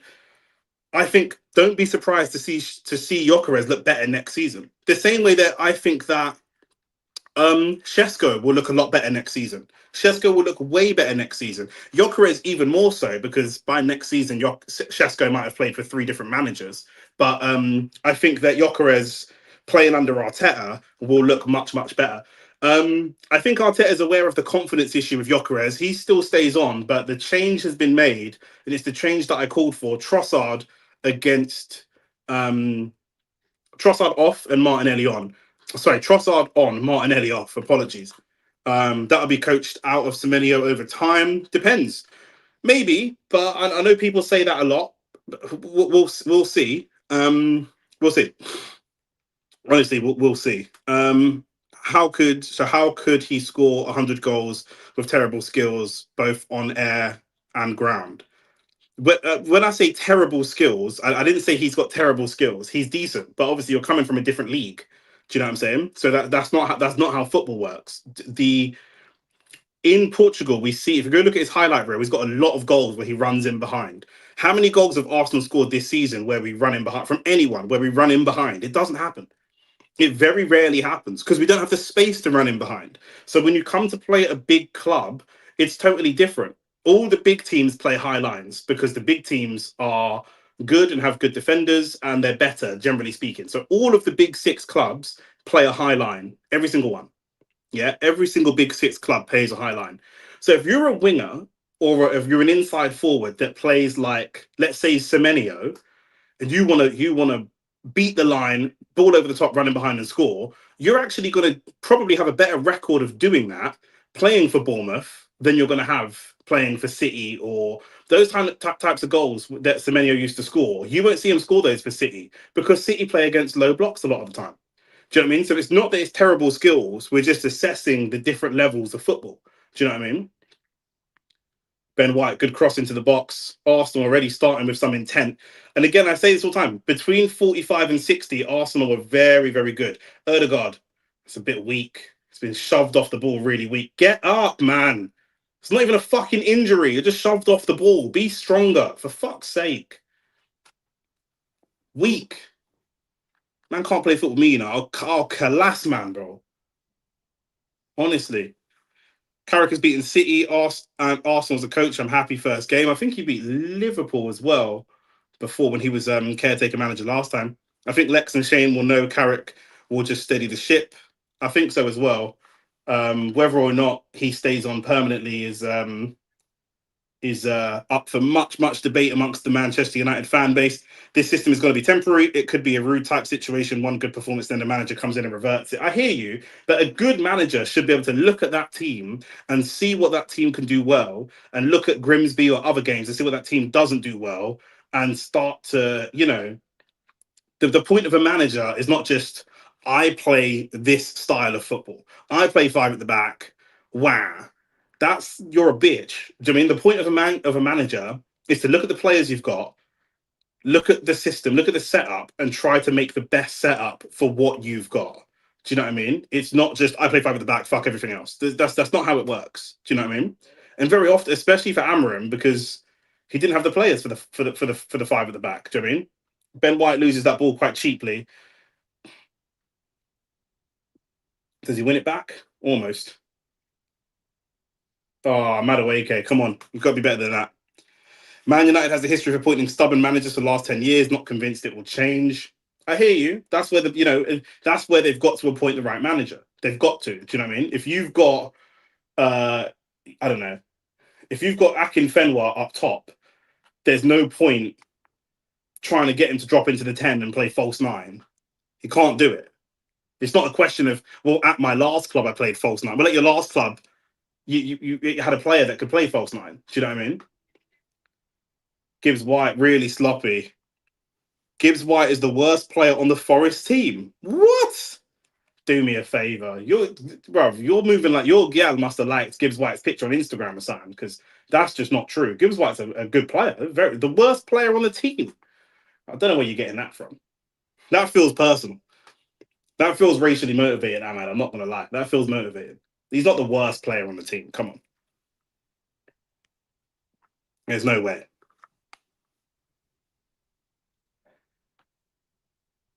Nottingham Forest not offering huge amounts against Arsenal. And one of the big problems that I've had, one of the things I don't like with this Arsenal team a lot, is we don't really have a good game sense. We're not really good at noticing when, again, just like boxing, there's times when the opposition is vulnerable. And we need to smell this is a vulnerable time for this team. Do you know what I mean? Eze and Saka getting warmed up. Jesus is there. Havertz is there. There's a lot of attacking ability on the bench that can come and change the game. But we shouldn't need that. This is a team that's in the relegation battle, and they're not even sitting deep. They're trying to play some football. We have everything should go. I swear, ask Forest fans. What I'm asking Forest fans for? What the fuck, Forest fans? Well, they know more than me. My eyes tell me he's not the worst player. Just because a Forest fan says that he is. Every Forest fan said on stream, I don't care what every Forest fan. He's not the worst player. There's no way. They might say he's the most overrated or the most overhyped because there's been like talk of him getting in the England team and stuff. He's not the worst player. Come on. That's just, we're being silly. He's not the worst.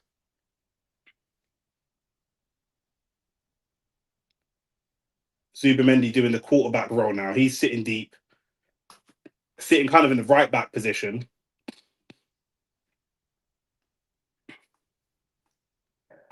Forrest sitting in sort of, I guess you would call it a mid block. It's not a low block and it's not a high block, but it's a solid defensive block, but kind of in the middle of the pitch. And so there are spaces, but you're going to require good passes. We need our best passers on the ball. If they're going to sit in a mid block and we've got Trossard, Madueke, they're the players that we need to find, really. Erdegaard, less so. Erdegaard's going to keep it ticking. When you're playing a mid block, your number 10 is not really going to create loads. It's going to be your wingers more so, or it's going to be Zubamendi. So Zubamendi is someone I'm looking at. And sometimes I feel like, I'm not saying he hides, but I feel very often that he doesn't take responsibility. And this is a game, if they're going to be a mid block like this, I need to see Zubamendi step up and take some responsibility. I think Marmoush would have been a perfect striker for you. Yeah, I like that. I also think Julian Alvarez could have been a really good. I'm not saying we could have got him, but I think Julian Alvarez is brilliant for us. He does the kind of hold up play, that thing that Jesus does, but he's also lethal in front of goal, or a lot more lethal than Jesus. Arsenal doing nothing now. Yeah, I wouldn't say that that's true. Again, it depends on how you're assessing football. Do you know what I mean?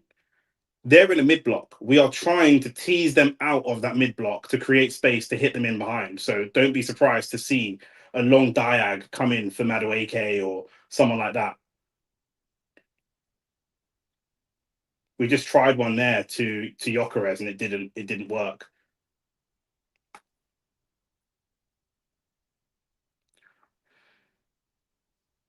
Forgot Edu's their director of football or global head of football, whatever the fuck it is. He's not their worst player, but probably their biggest disappointment. Yeah. This England team looks dead, even Brazil. What are we talking about?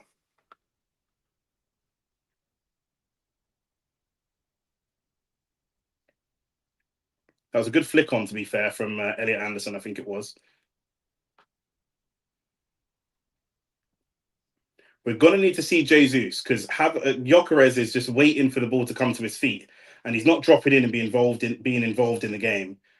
And I think that we need someone that can drop in and be involved in the game. The game's just passing him by. And I don't even think this is an ability thing. This is why I'm kind of being a bit harsh on him. I don't think this is ability. I'm not asking him to do something he technically can't do. This is about attitude. This is about legs. This is about hard work. Do you know what I'm saying? Yeah, 120 million is outrageous, but I really feel like Julian Alvarez in this Arsenal team, I feel like could be a problem, a serious problem. Do you know what I mean? He's got, like I say, he can drop in and do the link up play that Jesus can do. He can drift wide and create space for the wingers to run in behind. And he can just be a nine. He can be a bit of a bastard of a nine as well. That's a poor ball from Trossard. Trossard's actually been very poor since he's come on. Uncharacteristic like him. Two or three passes he's made that just went nowhere. He just seems to be on a different page to the rest of the Arsenal team. He is playing with Timber, who's not normally the left back that he plays alongside. So I don't know if that's something to do with it. Chemistry is really important in football, but we're just allowing Nottingham Forest at this point to start to grow into the game.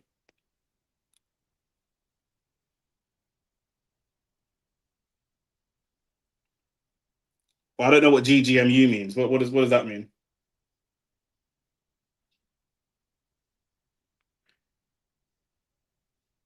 Madueke dribbling the ball there is fucking criminal. I can't take another draw when my enemies are dropping points. 100%. I think Mamouche has more creativity than Julian Alvarez, though. I think Arsenal need creative strikers. I agree with you.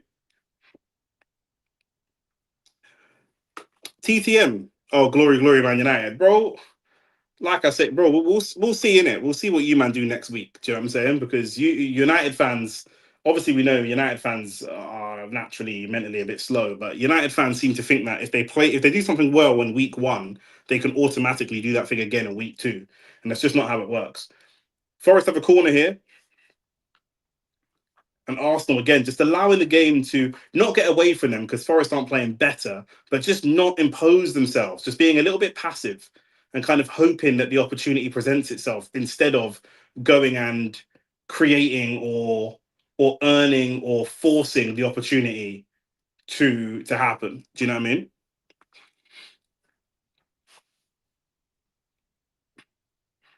You're seeing a United with a real rest defense for the first time in 2 years. It ain't the same. I mean, yeah, we'll see. We'll see. Do you know what I mean? Looks like Saka's going to come on. I do still want to see Jesus on. Do you know what I mean? Gyökeres, for me, is becoming something of a problem. And it looks like he may survive. And I don't want, if we have Gyökeres for the full 90, I don't think we win this game.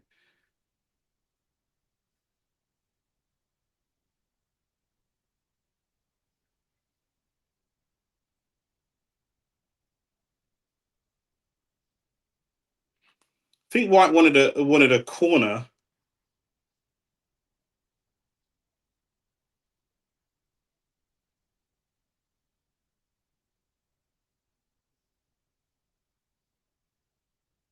Yeah, don't know how he's claiming that as a corner. That's ridiculous. Marino.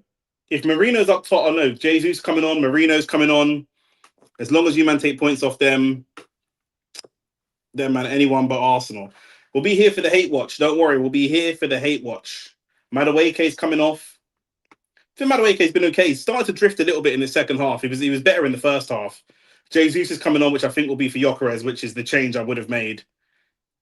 And I'm curious to see which midfielder is going to give way for Marino. I'd probably say, oh, it's Erdegaard. That's interesting.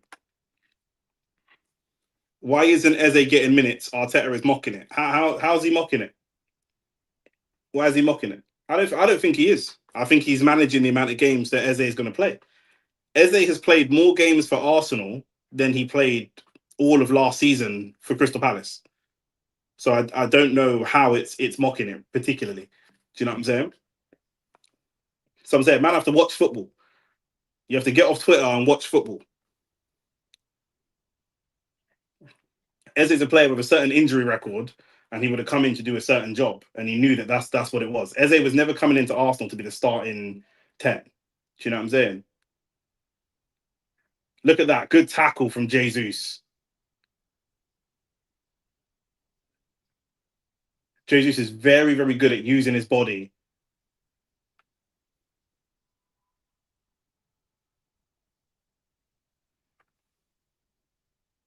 I'm just saying, bro, Twitter, whatever social media is, look up the stats. AT, go look at how many appearances he made.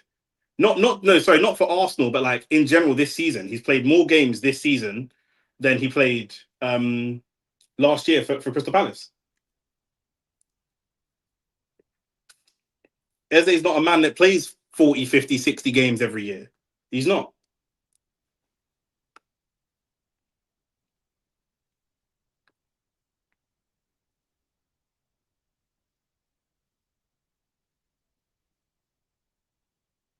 That is a poor pass from Zubimendi. It's not a friendly one for Ben White. Saka wins the ball really well. Ball into the box. Oh, it's a good strike from Rice. We'll take that corner. Let me look it up. But I'm just saying, I don't think Eze is getting mocked. Do you know what I'm saying? He was never coming in to be that player. Do you know what I mean? He's gonna get minutes, he's gonna get games. This is what it is. Do you know what I'm saying? Eze has made 26 appearances so far this season. He's played 1,690 minutes in total. Last year he played 43, but I don't think he played that many before Christmas. And the year before that, he played 31. He played two seasons ago. He played 2,285 minutes for the whole season. Corner comes in. Can we get there? Trossard, be strong. Just put that back in the box. Yeah, he's played about 1,100 minutes less than he played 2 seasons ago for the whole season. So he'll get the minutes 100%. I'm not sure. I have to look it up. I ain't got all the stats on me right now because I'm trying to watch the game. Ina's playing very well. Yeah, he's good. He's an irritating fullback to play against. I know. Do you know what I'm saying? If we don't come out of it with 3 points, it's a big, big drop because it's not like they're peppering the goal or putting a lot on us or anything like that. Do you know what I'm saying? It's just us not really going and winning the game, basically. Do you know what I mean? It's a foul from Marino, but the ref plays on.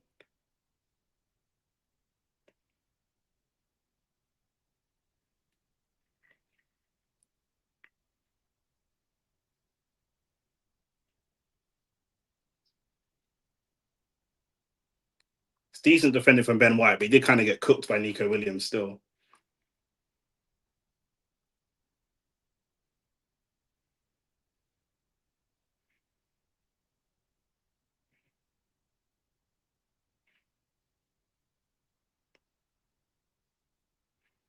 Arsenal not really winning many second balls, and this is what I'm saying. Look at Forrest starting to get a lot more confidence now. No foul there, Gabriel. Don't make a foul because Sangare is not really. That's not really where he wants to be.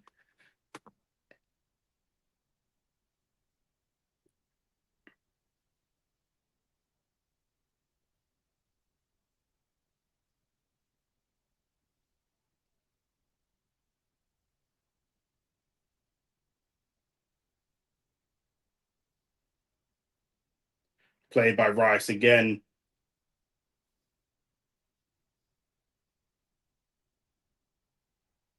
How's that no foul? It is a foul. Okay, cool.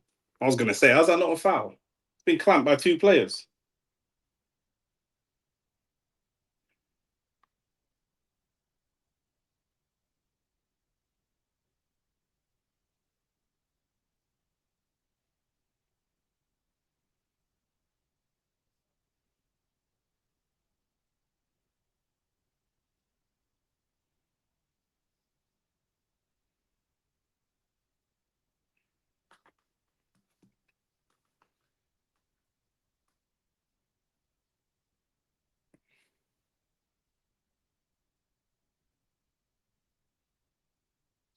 Half an hour left.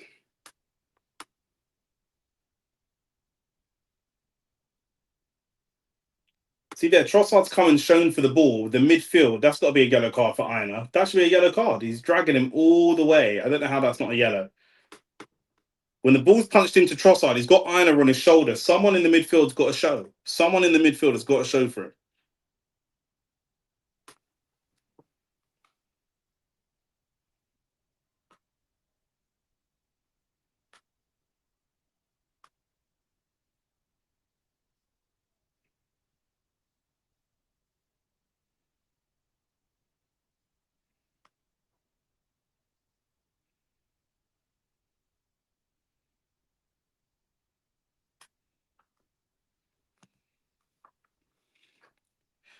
How do you think this World Cup will affect next season, and is the World Cup under the new European competition system? I'm not sure about the system that it's under. I think the World Cup will be interesting though, especially being in America. But I don't think it will affect. I don't know. I'm trying to think of some players obviously fighting for minutes and different things like that.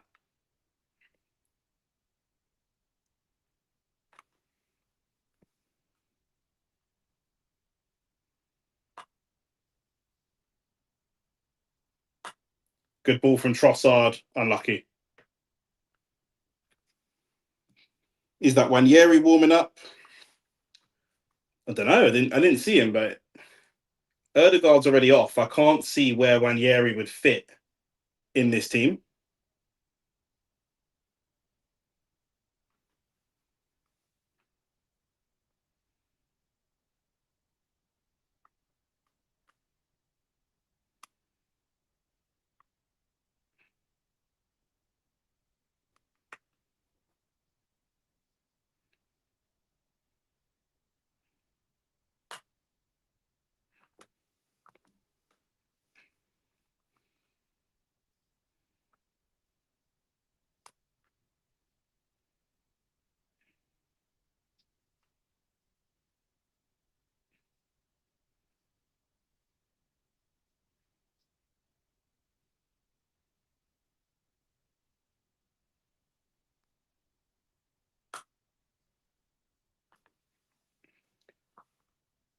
Ball into the back of the box.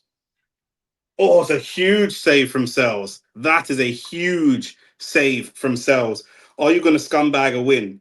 Are you man using these terminology? What do you mean by scumbag? Like what do you mean? Because if we score here, I don't think this is scumbagging a win. Like if we score late, do you know what I'm saying? Like cool, but I don't think it's scumbagging, in it. Scumbag to me is like, you don't deserve it. We've been the far better team. The game's been flat.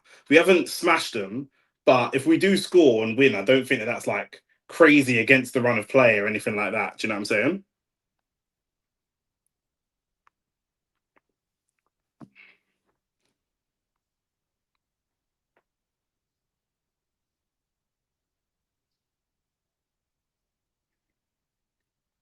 Saka getting up and winning headers, you know.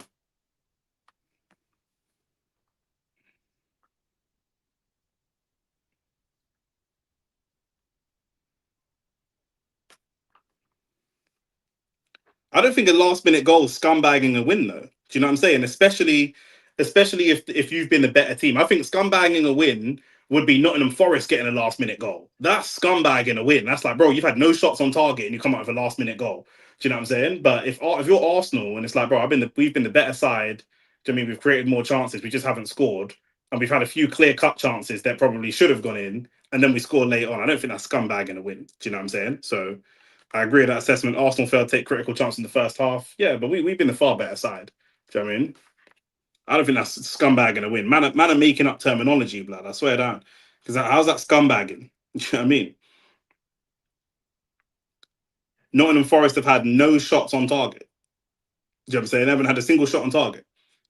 Sleeping pill football fam, this is nasty. Obviously, bro, this is what I'm saying. Like, you man like exciting football where you lose 3-2 in the cup to your rivals. Do you know what I mean? That's the kind of stuff you like. Do you know what I'm saying? So,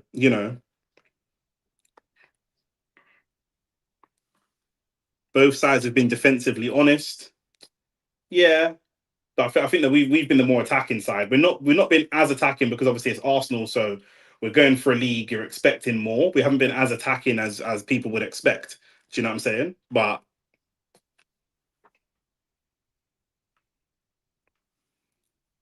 yeah, they do defend well, 100%. That's what I'm saying. That's why it's not scumbagging in my opinion. Do you know what I'm saying? Like they've had no shots on target, blood. Do you know what I mean? So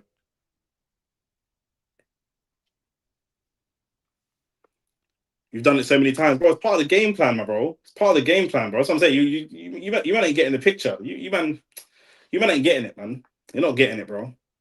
But I do think that we should have taken this game away from them. Do you know what I'm saying? By half time, it should have been 2-0. So we should have taken the game away from them, really.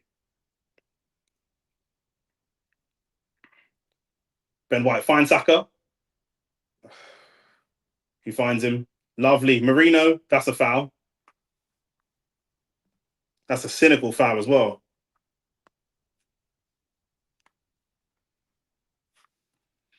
We are dead as well, Nick. Less of that talk about, bro, you're the most expensive squad in the team, in the league, bro. You're the most expensive squad in the league, bro. I'm just holding you to them standards, bro. Do you know what I'm saying? Your name says AT world champ, bro. Do you know what I'm saying? I'm holding you to world champion standards, bro. Do you know what I'm saying? Martinelli and Gyökeres had to put away their chances, though I think it was really good goalkeeping for Martinelli's shot. Martinelli's one, he should have put it away, 100%. I think Zubamendi should have put his one away as well. Do you know what I mean?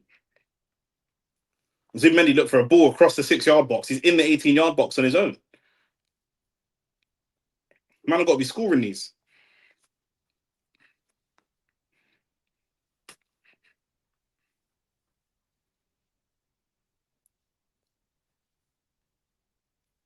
Free kick from Rice. It's not the best free kick, to be fair. White, just put that in the box. Put the ball in the box. Saka puts the ball back post. Oh, very, very close. Goes for a corner. Bro, he can do both, bro. He can do both. Do you think this is a must-win league for Arteta, seeing as the rest of the league has been poor? First of all, I disagree that the rest of the league has been poor. Do you know what I mean? A lot of people only say the league has been poor because there's not one dominant team. But if there's less teams that dominate, the league by definition is not poor. The league is a good competitive league. But I do agree with you that this is Arteta's best chance because City and Liverpool have dropped so many points. This is the best chance to win the league, 100%. But I don't think that makes the league poor. Do you know what I mean?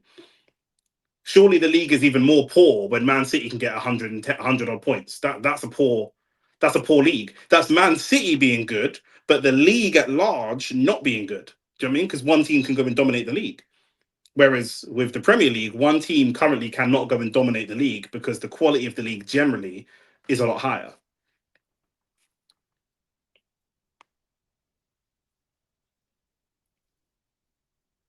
Some weird decision making from Marino, but he's managed to keep the ball alive, and that should be a foul. It is a foul.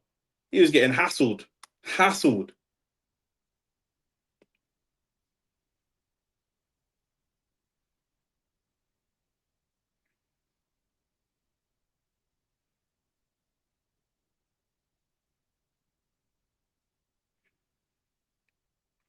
Nottingham Forest haven't offered too much, but I don't think, um, I don't think, I don't think they'll mind. Do you know what I mean? I really don't. To be fair, though, I think the league was poor last season when Liverpool won it. Again, I don't know that. I don't know that the league was poor. I don't know.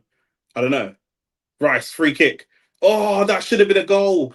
That's another one that should have been. Marino should have been there. But that's what I'm saying. Like, why do people only count the quality of the league as the quality of the best 3, 4 teams? That's not the quality of the league. Then, do you know what I'm saying? If Real Madrid is really good, that doesn't mean that La Liga is good. That's just Real Madrid. And then if Real Madrid are not great, that doesn't mean the whole league is shit. That's not how it works. Do you know what I mean? So I don't want to. There's loads, and the thing is as well. I'm only hearing this now. Fergie's won a bunch of titles, and a lot of the time, the quality of the league was fucking shit, crap, like the lowest points tallies we've ever seen, crap football. Do you know what I mean?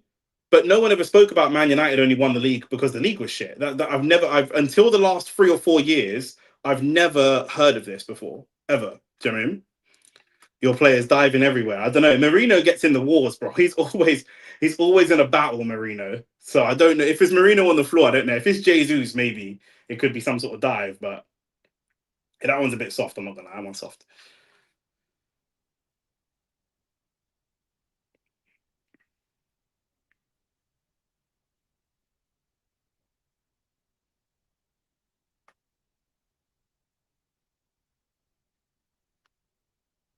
Man are wasting time. No one cares about the league quality when you win the league. To be honest, but this is what I'm saying. No one said Arsenal won the league because it was shit. A lot of people are saying that though. Do you know what I'm saying? The league, a lot of people are saying the league just wasn't shit back then. I don't know about that. You know what I mean? I don't know. I don't know that the quality. You think all the quality of football was better then? The quality of football might have been more entertaining and more direct, but I don't know that the quality is better then. Do you know what I'm saying? But what do you define as quality? Is it the best 2 or 3 teams, or is it the competitiveness of the league? The league is more competitive now. We see more different teams winning cups. We see more different teams winning trophies. We see more different teams taking points off the big clubs now than ever before. That is literally the definition of a more competitive league. Do you know what I'm saying? But like I said, it don't make a difference anyway. For Arteta, it's crucial, but generally speaking, I don't think it's as big a deal. Nottingham Forest have a free kick here. This is one of their not only opportunities, but this is set pieces are going to be big opportunities for them to go and get a goal. Rice does really well. Rice defensively has been so good, so good.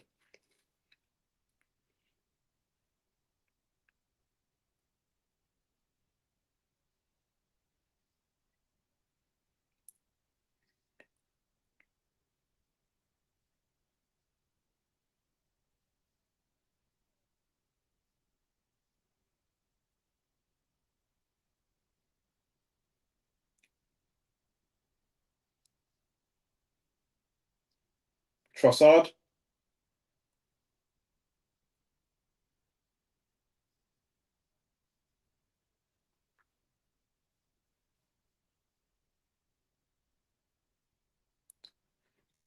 we've got to find a shot here, boys. We've got to find a shot.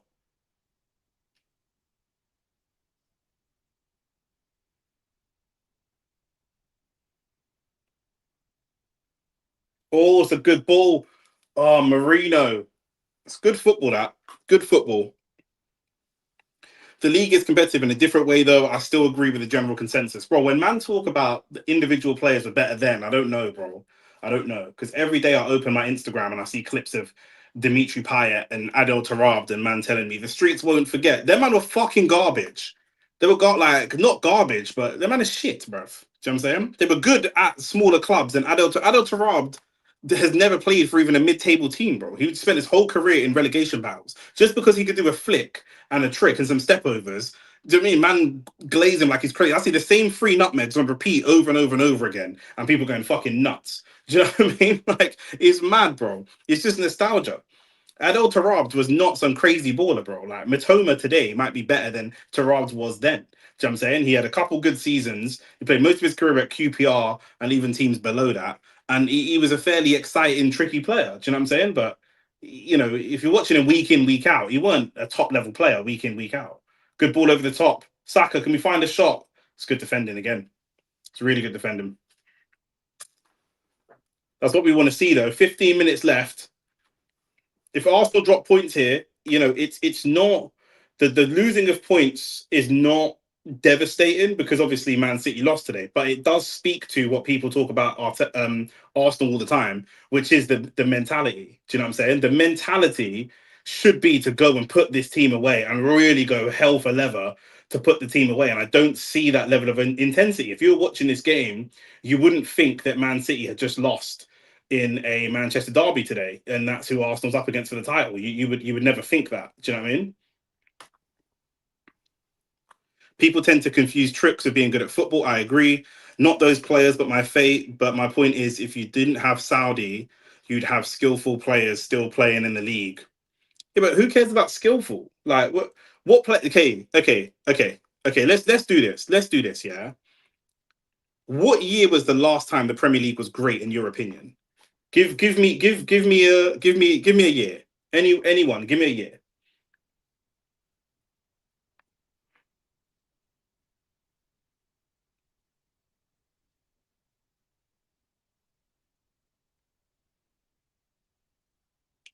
Strength from Saliba.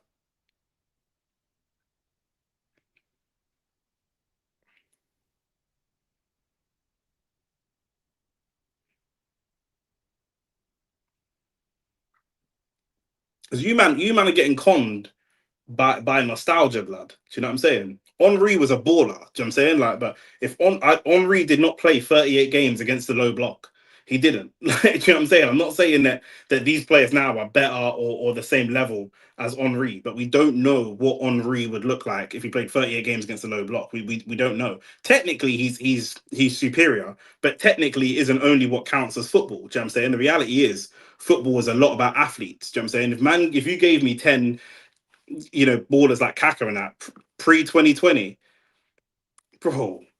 See, that's what I'm saying, bro. Because certain man are saying my housemate said that the last time the league was good was like 2008, but that's because he's old. He's not old, but he's like 36.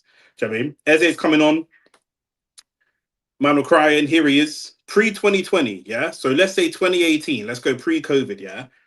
Outside the big six, who were the top five players in the league in 2018? Who were the top five players in the league in 2018? Outside the big six. I want players that never played for a big six club. Who were the top five players in the league in 2018? Samson, look, you can look it up and tell me.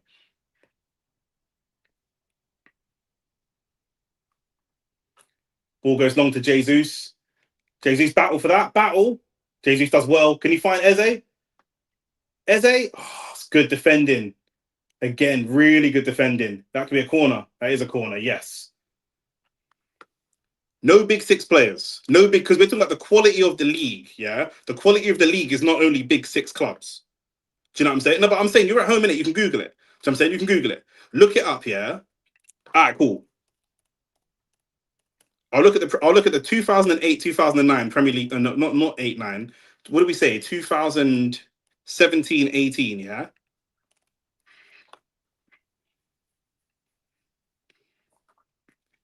The table ended, bruv. Why can I not find what the table looked like? Man City, Man United, Tottenham, Liverpool, Chelsea, Arsenal. So the big six. Well, the big six at that time were all 1 to 6. Do you know what I'm saying? The big six were all 1 to 6 at that time. That's where you're going back to. This is what I'm saying, bro. It's big six nostalgia that you have, bro. Because the top six of that league, of that season, were all the big six clubs.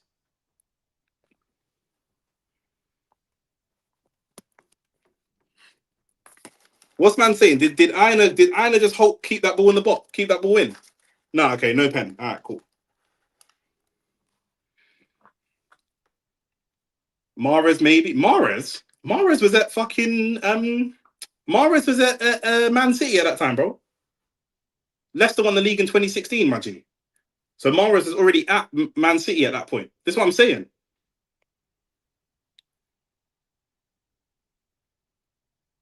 Man said pre-COVID. You're just going back to the last time the traditional top six was literally the top six. Yes. Yes. Yes. The league is more competitive now. Man are babies. I support Arsenal, other man support United, and man are babies. Because Arsenal's good, because Man United's not good, the league is shit. Or because Chelsea's not good or whatever, bro. Man are going back to the last time that all the man want is the traditional big six to be the traditional big six. It was even easier to follow football then, blood, because all you had to do was watch the big six. Now you might have to watch Villa or Burnley or Forest or whoever. You got to watch teams to know ball, bro. How many of you man are watching Everton versus Burnley? Who's watching that?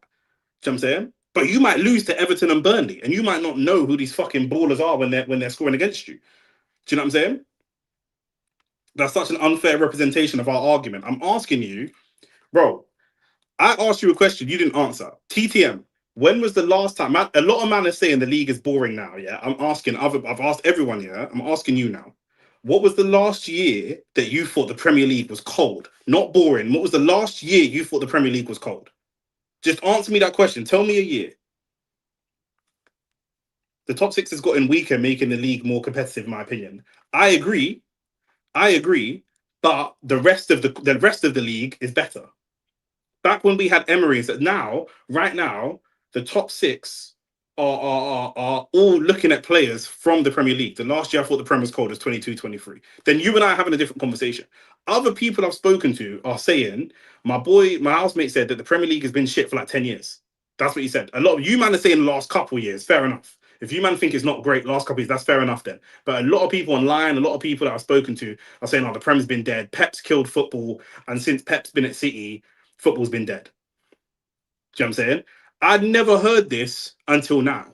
If you're saying 22, 23, then that's different because that's still this era. Football wasn't mad different 2 seasons ago. It might have been slightly different, but it wasn't crazy different. Do you know what I'm saying? Yes, you had more iconic players. You had the Kevin De Bruyne's, you had the Riyad Mahrez's, you had the Jamie Vardy's, you had, you know what I'm saying? There's more characters. I think what football's lacking right now is probably characters more than anything else. We see Martinelli give Conor Bradley a shove and the media's going mad. Bro, where's the characters? Like, man want Vieira versus Keane, but can't deal with Martinelli pushing Conor Bradley. Man can't deal with Miles Lewis Skelly doing the Haaland celebration, but they want Keane versus Vieira. Don't make sense. It doesn't make any sense, bro. Do you know what I'm saying? I'm a United fan. I think it's more competitive because Big Six are not at their usual standard. Um,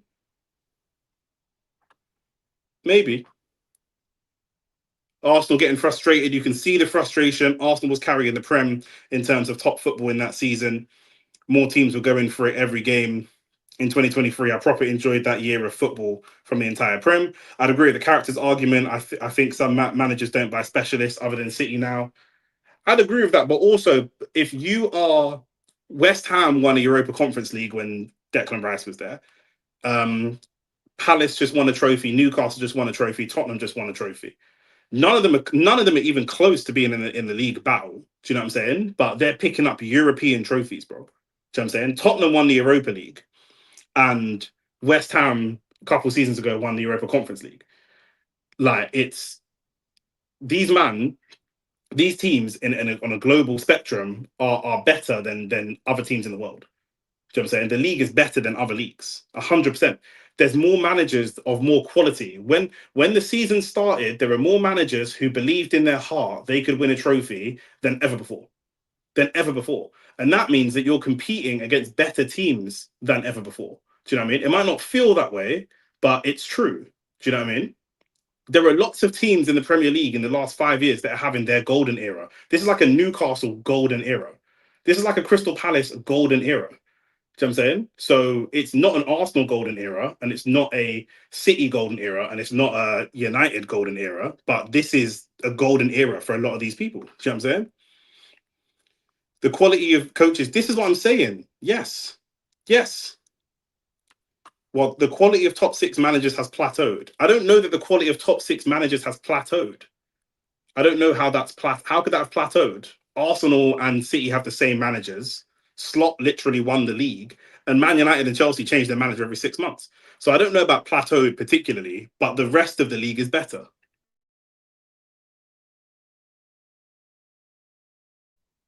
That's true, but what I'm saying is West Ham of 10, 15 years ago when we were younger would just turn up, hold licks, and go home.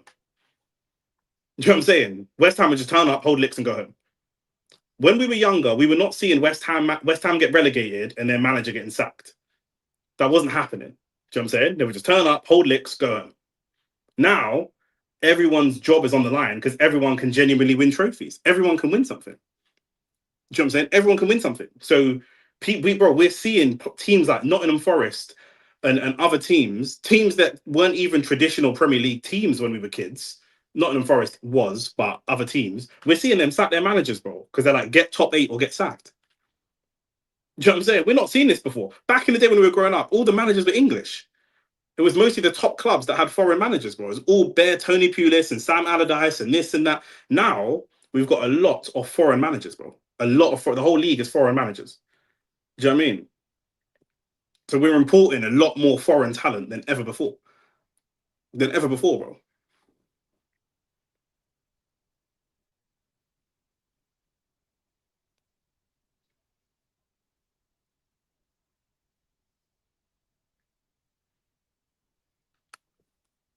Because the league system is more ruthless. Now there's more money, more coaches, take less. I get people take less risk. I agree with you.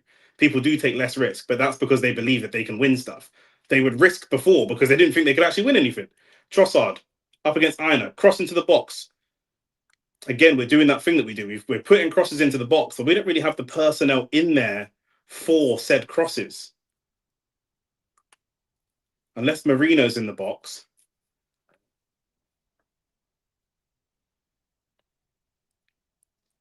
and this just doesn't look to me like a team that is trying to win the league, bruv. I'm not going to lie. Saliba, cross to the back post.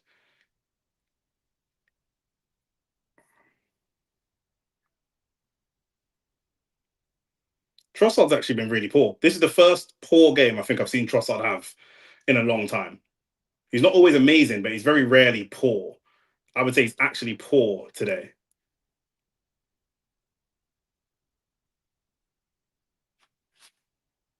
That corner, goal kick. Arsenal and Liverpool having the same manager for years supports my point. It's Arsenal City that's got the same manager for years. About the quality plateauing. Arteta has been the same guy for 3 seasons now. I don't have. I don't understand how that's plateauing. You haven't demonstrated plateau. I don't understand.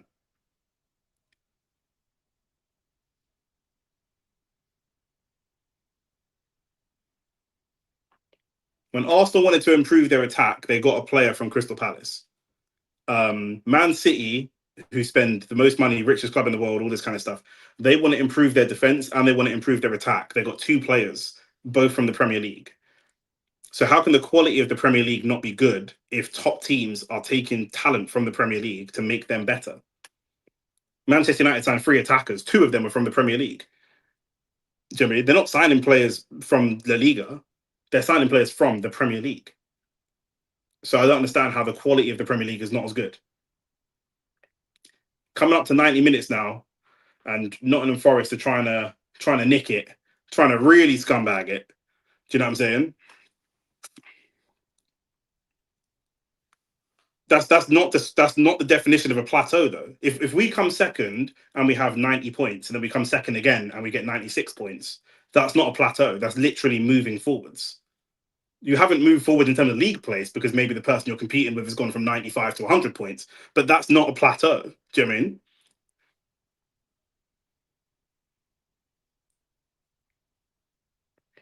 Arsenal been really disappointing today. Very, very just flat, just okay, just nothing special.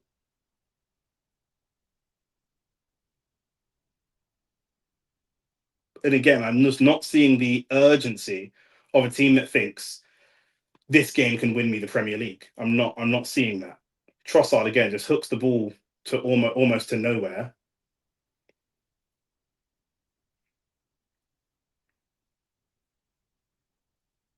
Eze strolling. This is about winning the Premier League, boys. Do you know what I mean? I want to see some urgency. Poor pass from Saka to Ben White. He gets caught. Now Crystal Palace, fucking Nottingham Forest come on the counter attack. 5 minutes of added time. And now it's a basketball match and feels like it could go either way. Do you know if the general fan base of Arsenal is Arteta in and out? Nah, I can't speak to the general fan base of Arsenal. I don't know. I don't imagine there'll be Arteta out, but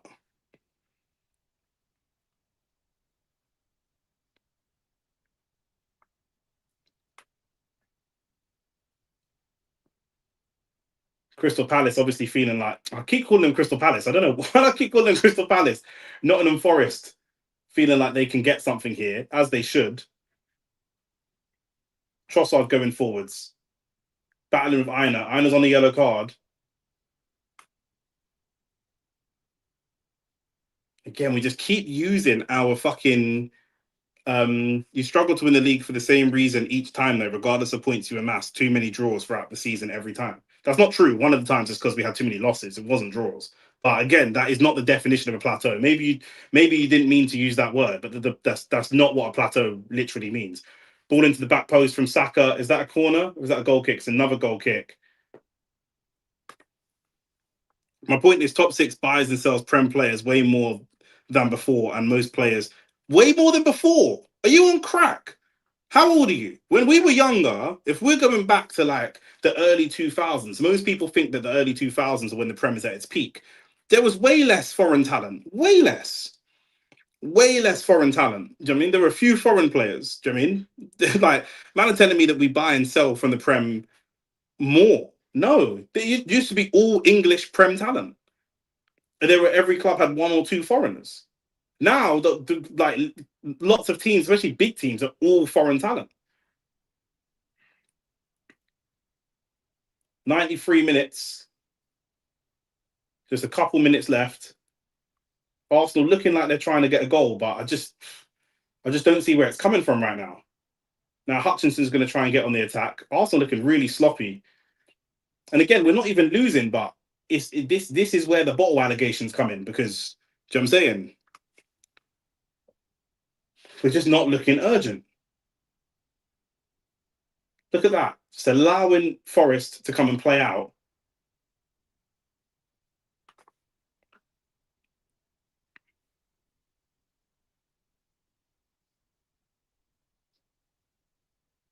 No foul here, Saka.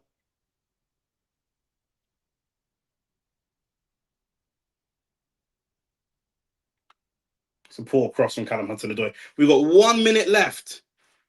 We've got 1 minute left. Do you know what I'm saying?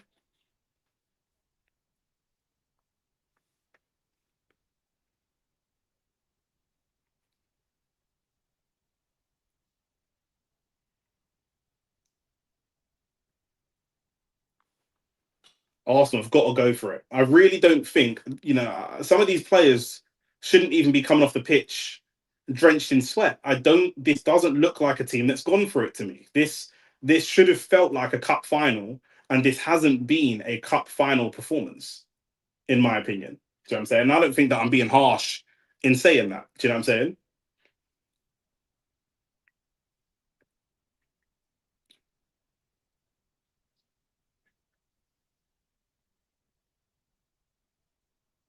Saka cross into the box.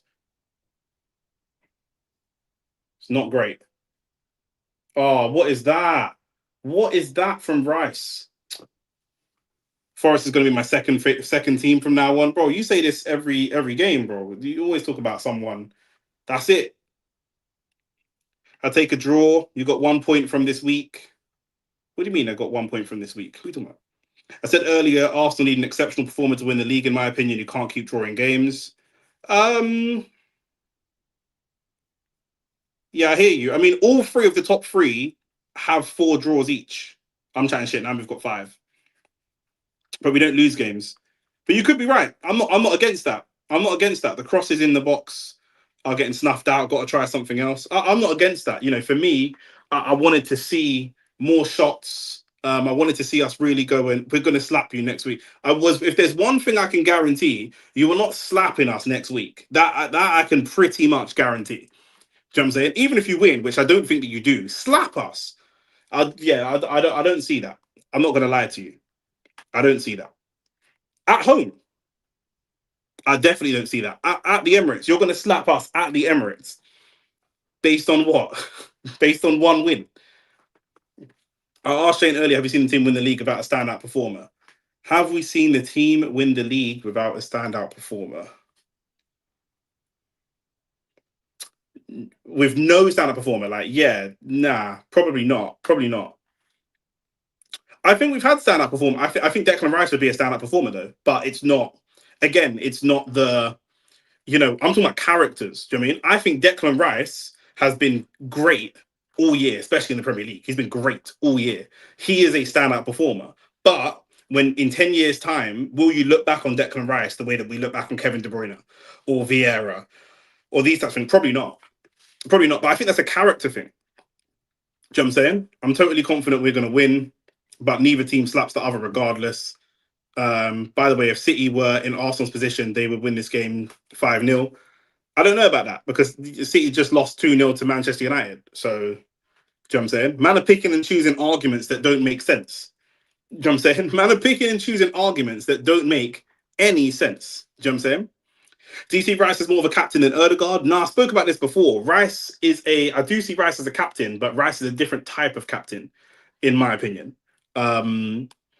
There's different types of captains. We're in England. I don't know what cultural background you are, but we're in England. And whether we like it or not, as black people, we're very, very affected, or whatever race you man are. We're very affected by British bias in a lot of ways. And there's different types of leaders. Do you know what I'm saying? Pirlo on the pitch was a leader and he's captained his team to league titles and different things like that. However, if you see the clip of Jerome Boateng when he's talking about Pirlo when he went to Italy, he said he came from England. Have you man seen that clip where Jerome Boateng's talking about playing football with Pirlo? And he said he came from England, and when he went to Italy, he was screaming for the ball because that's what you do in England. And Pirlo said to someone to translate to him in English, tell him there's no need to shout. Like, this is Italy. I know where you are. Do you know what I'm saying? So what we consider to be captain material in England is very, very different to what we consider to be captain material in other places. And so to me, Rice is very much an English style captain of loud, talking, conducting yourself. Rice is going to do all that. He's going to g up the crowd. He's going to do those things. 100%. I'm not mad at Rice being a captain. Erdegaard is also a captain, more like plays like a captain, very responsible. Remember, Erdegaard was the captain of his country at like 19 or something. Do you know what I mean? Erdegaard's Haaland's captain. Do you know what I mean? Like, he's been the captain of his national team for a very, very long time. Rice is obviously the captain of West Ham, but you have multiple captains. Do you know what I mean? You take Gabriel, is captain material, massively captain material, Gabriel. Do you know what I'm saying? Saka's been a captain more from like an ambassadorial perspective. Do you know what I mean? The star man is not always necessarily the captain. And I think when Rice first came to Arsenal, he was struggling. There was a time when he was struggling to transition from being a 6 to being more of a box-to-box 8. And I think the manager just wanted him to focus on your position and your game and not worry about talking to the ref, geeing up the team, doing all these other extras that man don't need. Just focus on the game. Do you know what I'm saying? So Rice has played his way into potentially being that captain role, but there would have been a time when I think Erdegaard was a more natural captain. Do you know what I mean? We had Aubameyang as captain at one point, and Aubameyang would have had to fine himself because he was always late. We can't have captains like that. But I think Erdegaard is like very, very responsible. I reckon Erdegaard is on time to training and setting that standard. What you see as setting a standard on the pitch is different to what you see setting a standard behind the scenes. I think there's different captains. But all in all, I think today was very, very disappointing. Very, very disappointing. I still think we win the league. We're 7 points clear. And City don't look great. And I think City will continue to drop points. But there is an issue with the urgency and mentality. Do you know what I mean? If I'm looking at that team, this isn't a bottling like when we lost to Bournemouth or Villa or whatever last season or season before that. But this was not this should have been like a cup final. I thought that this game, Man United next week, and then when we play Man City, these three should have felt like cup finals. Because if we were able to win this game, I think we would have been 9 points clear. And if we were able to beat Man City, we would have been 12 points clear. And it should have had that real bite and intensity to it. And it just didn't. It just didn't. Do you know what I'm saying? It was very, very, very, very soft, in my opinion. You know, I think that we kind of dropped our level a little bit, to be honest with you.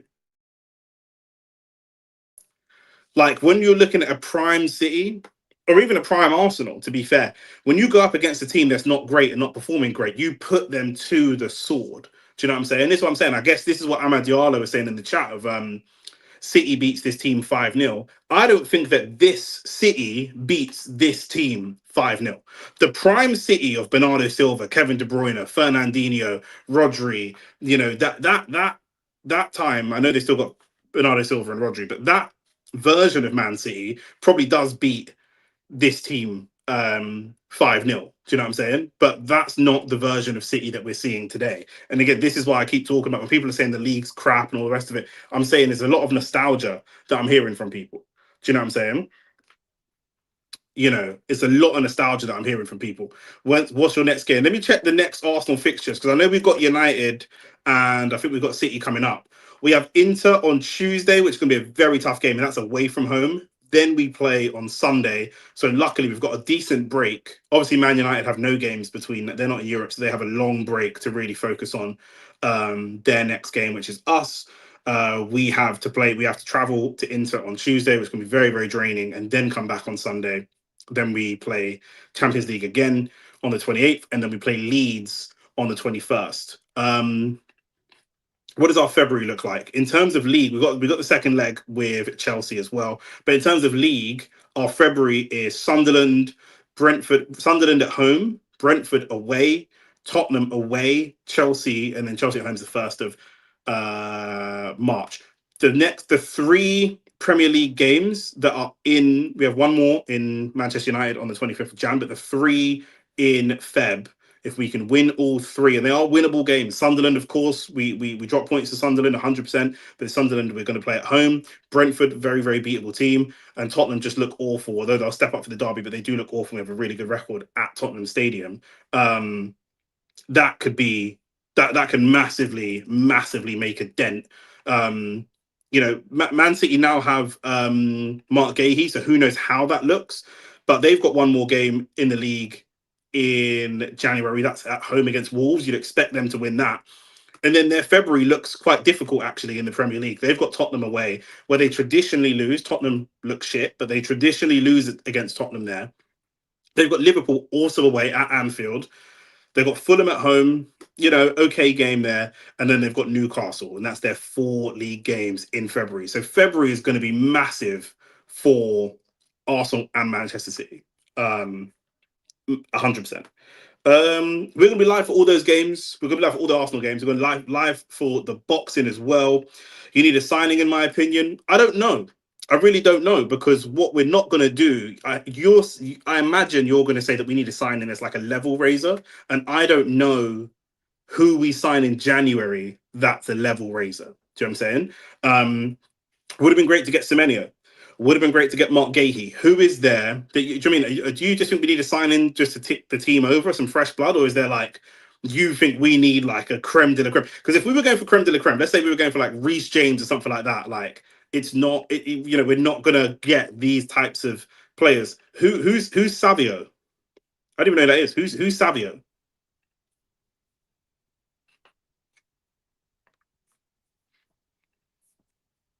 Man just said Savio and left it hanging, blood. Am I stupid, blood? Who's Savio, blood? Man said Arsenal can win the league if we get Savio. I don't even know who this is, blood. Samson. Sometimes you act sensible, and then sometimes you just act stupid. If we're battling Man City to win the league, are Man City going to sell us their own winger in January? Samson, are they going to do that? Samson, come on, be sensible. Are City going to sell us their own players if we're battling them for the league? If we might as well throw a bid on Haaland then. They're not going to give us that, whether he's out of favour or not. They're not going to give us their own players, are they? Come on. When I said I was going to take it back, bro, you man, yeah, bro, yeah. I don't know. I don't know. Savinho is good. You know, he's 20. He's 21. He's a young. He's a young winger. He's okay, but I also don't think that's a level raiser. I really, really don't. Maybe I'm being biased, or maybe I don't know football. I really do not think that's a level raiser. Do you know what I mean? Same as Esteval, talented, very, very talented, direct, exciting. He's not a level raiser. There's no boxing on today. There's no boxing. Man says get some, bro. What are we talking about? Well, we might as well bid for Haaland then. Yeah, let's buy Haaland. Fuck it. Gyökeres and Haaland up top. Let's get Nketiah back on loan. Let's get Rob Holding back. Do you know what I'm saying? Like, what are we doing here? Esteval is not a level raiser. I agree, but I don't think Savinho is a level raiser. You think Savinho is a level raiser? They've just signed Semenyo from Bournemouth to be a level raiser to Savinho. Semenyo a few years ago was playing for SE Dons. Come on, bro. This I'd agree with. Do you know what I mean? I think that there is a question of mentality, because I'm not sure that I feel like, even though we haven't won a major trophy, I'm concerned that this Arsenal team is getting complacent. And I'm concerned that this Arsenal team is looking at Man City, not giving Man City the respect, thinking that Man City themselves are going to lose. And because they think Man City themselves are going to lose, or Man City themselves are going to drop points, they're not giving that intensity. If I showed you that 90 minutes we just watched, nobody would think this is game day 22, 16 games away from the end of the season, and this is a game that could have made Arsenal 9 points clear in the Premier League. It didn't give that type of intensity. That was not what I felt like I saw on the pitch. Do you know what I'm saying? Martinelli and Trossard are too inconsistent to start week in, week out in a title-winning side for me. I would agree with you. Listen carefully, because you man don't seem to listen. I agree. But to solve that problem, I don't think Savinho is the player to solve that problem. Do you know what I'm saying? I don't like, who is the person that solves that problem? I agree with you. This is January. Do you know what I mean? You know, it's difficult to sign players in January unless their contracts coming to an end or something like that. Who is the person to solve that particular issue?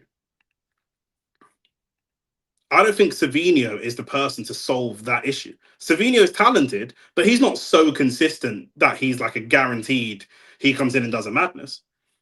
Do you know what I mean? He played 29 games in the Premier League last season and got one goal. One goal in 29 games in the Premier League last season. One goal. He played 37 games in La Liga the season before and got 9 goals. 9.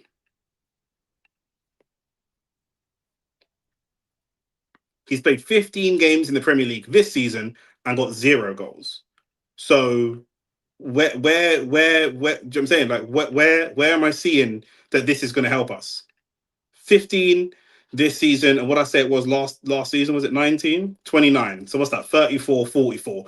In 2 seasons or a season and a half, he's played 44 games in the Premier League and has 1 goal.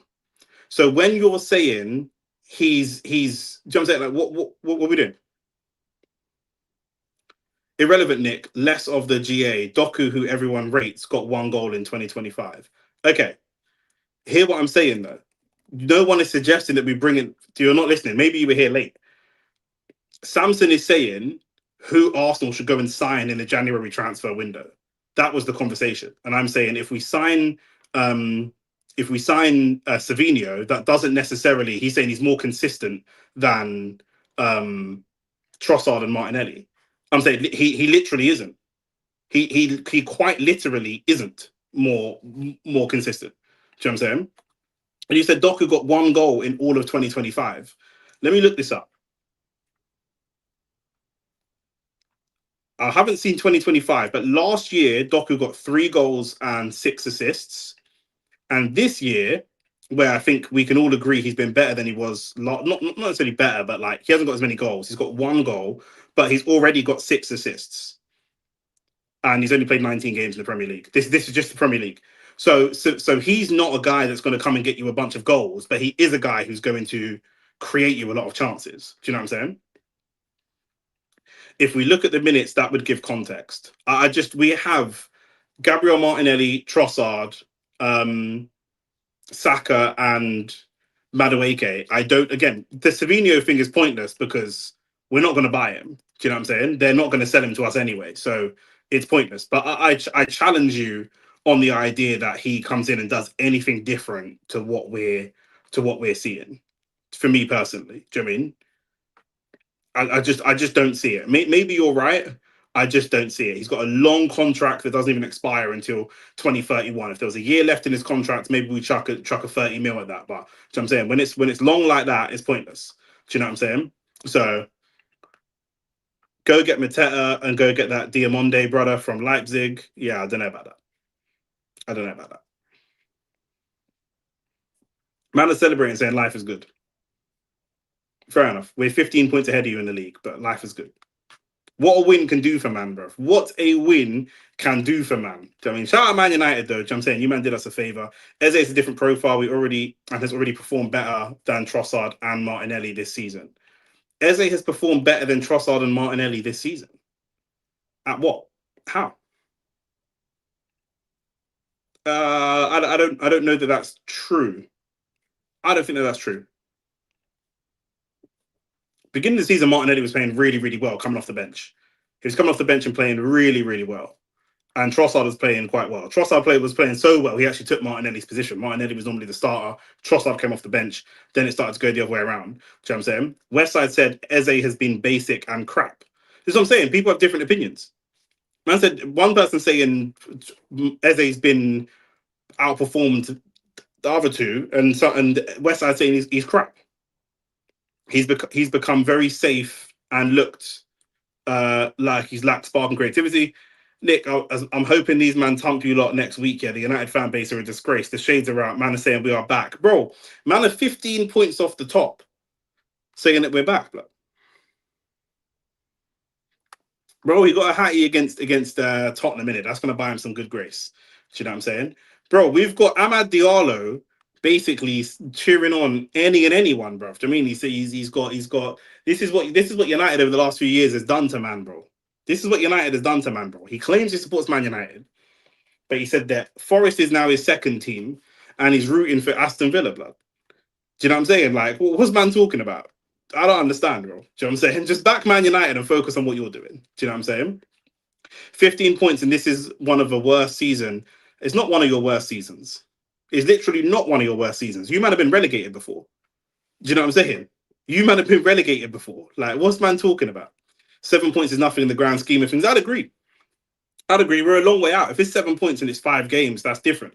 But 7 points with 16 games, I think that's, that can definitely be bridged.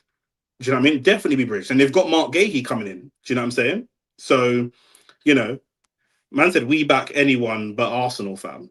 Bro, you man are losers. Do you know what I'm saying? That's what it is, but I was talking about Man United fans, and the world champ has piped up for some reason. I'm not even talking to you. Do you know what I'm saying? But for some reason, you man are here. I don't get it, blood. Do you know what I'm saying? Everyone hates Arsenal, but it's cool. Do you know what I'm saying? This is what we do. Do you know what I'm saying? In recent times, not in the history of ever. All right, cool. This is what man are doing, bro. Man are moving the goalposts. Do you know what I'm saying? Man are moving the goalposts. If you lose to United next week and the pressure is on early, if we lose to United next week, not just the pressure's on Arteta, the pressure on the whole team. We shouldn't be losing to United. United did well today. United did really well today. I'm not taking anything away. I'm not disrespecting Carrick. I'm not disrespecting Ahmad. I'm not disrespecting no one. But this United team is still for Big Six standards, it's an okay team. It's okay. I don't expect Arteta to be losing, especially losing. Drawing is one thing. New manager bounce back. Losing to Manchester United at home. Nah, no chance. No chance. Not no chance of it happening, but that's beyond pressure. If that happens, that is beyond pressure, in my opinion. Do you know what I'm saying? But there you go. Let me check the boxing schedule. Let me tell you when we're live for the boxing. What boxing have we got coming up? Next week, Saturday, Franklin and Atoma's gone, in it. That's gone. Fucking Atoma's got an injury. We've got to talk about Atoma because he's just not active enough. Muratala versus Pitbull Cruz next week, Saturday. The following Saturday, we were going to go live for Murtazaliev versus Josh Kelly, but we're actually going to go to the Copper Box. So if anyone's around, come meet us at the Copper Box. Me and Shane are going to be at the Copper Box with Rants to watch the Adam Azim fight live. And then we're going to be live in the night for Teofimo Lopez versus Shakur Stevenson. That's going to be a big, big card.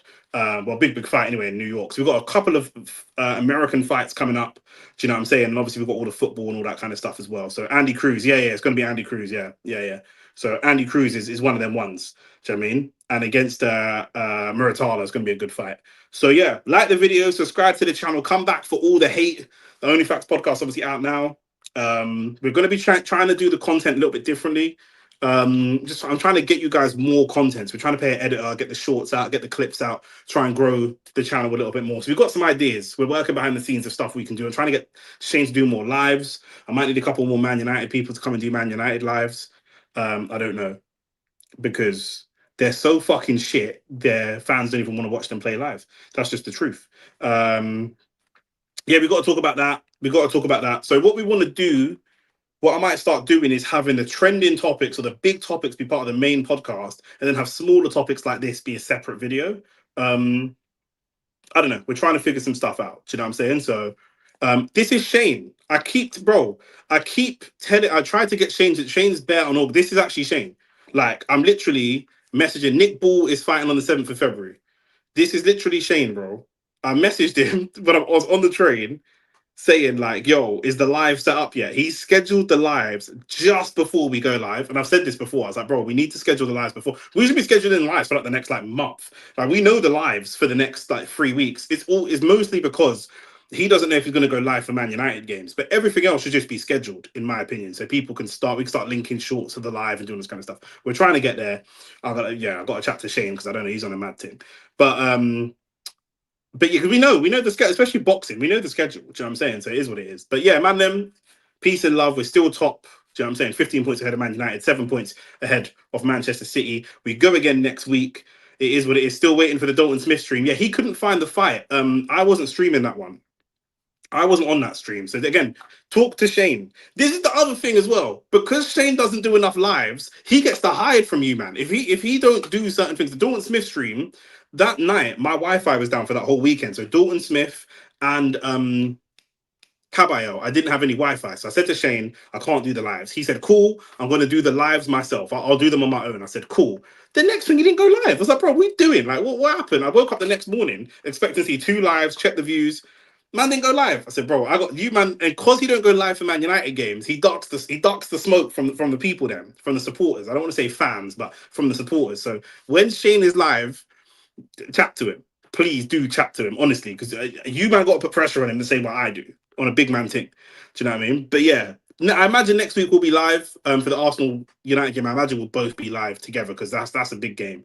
But yeah, Shane, trying to get him to take this YouTube thing seriously, but obviously, you know what I mean? You know them, man, there. But yeah, like the video, subscribe to the channel. I'm out. Peace and love every time. I'll see you, man, next week for the boxing. Safe.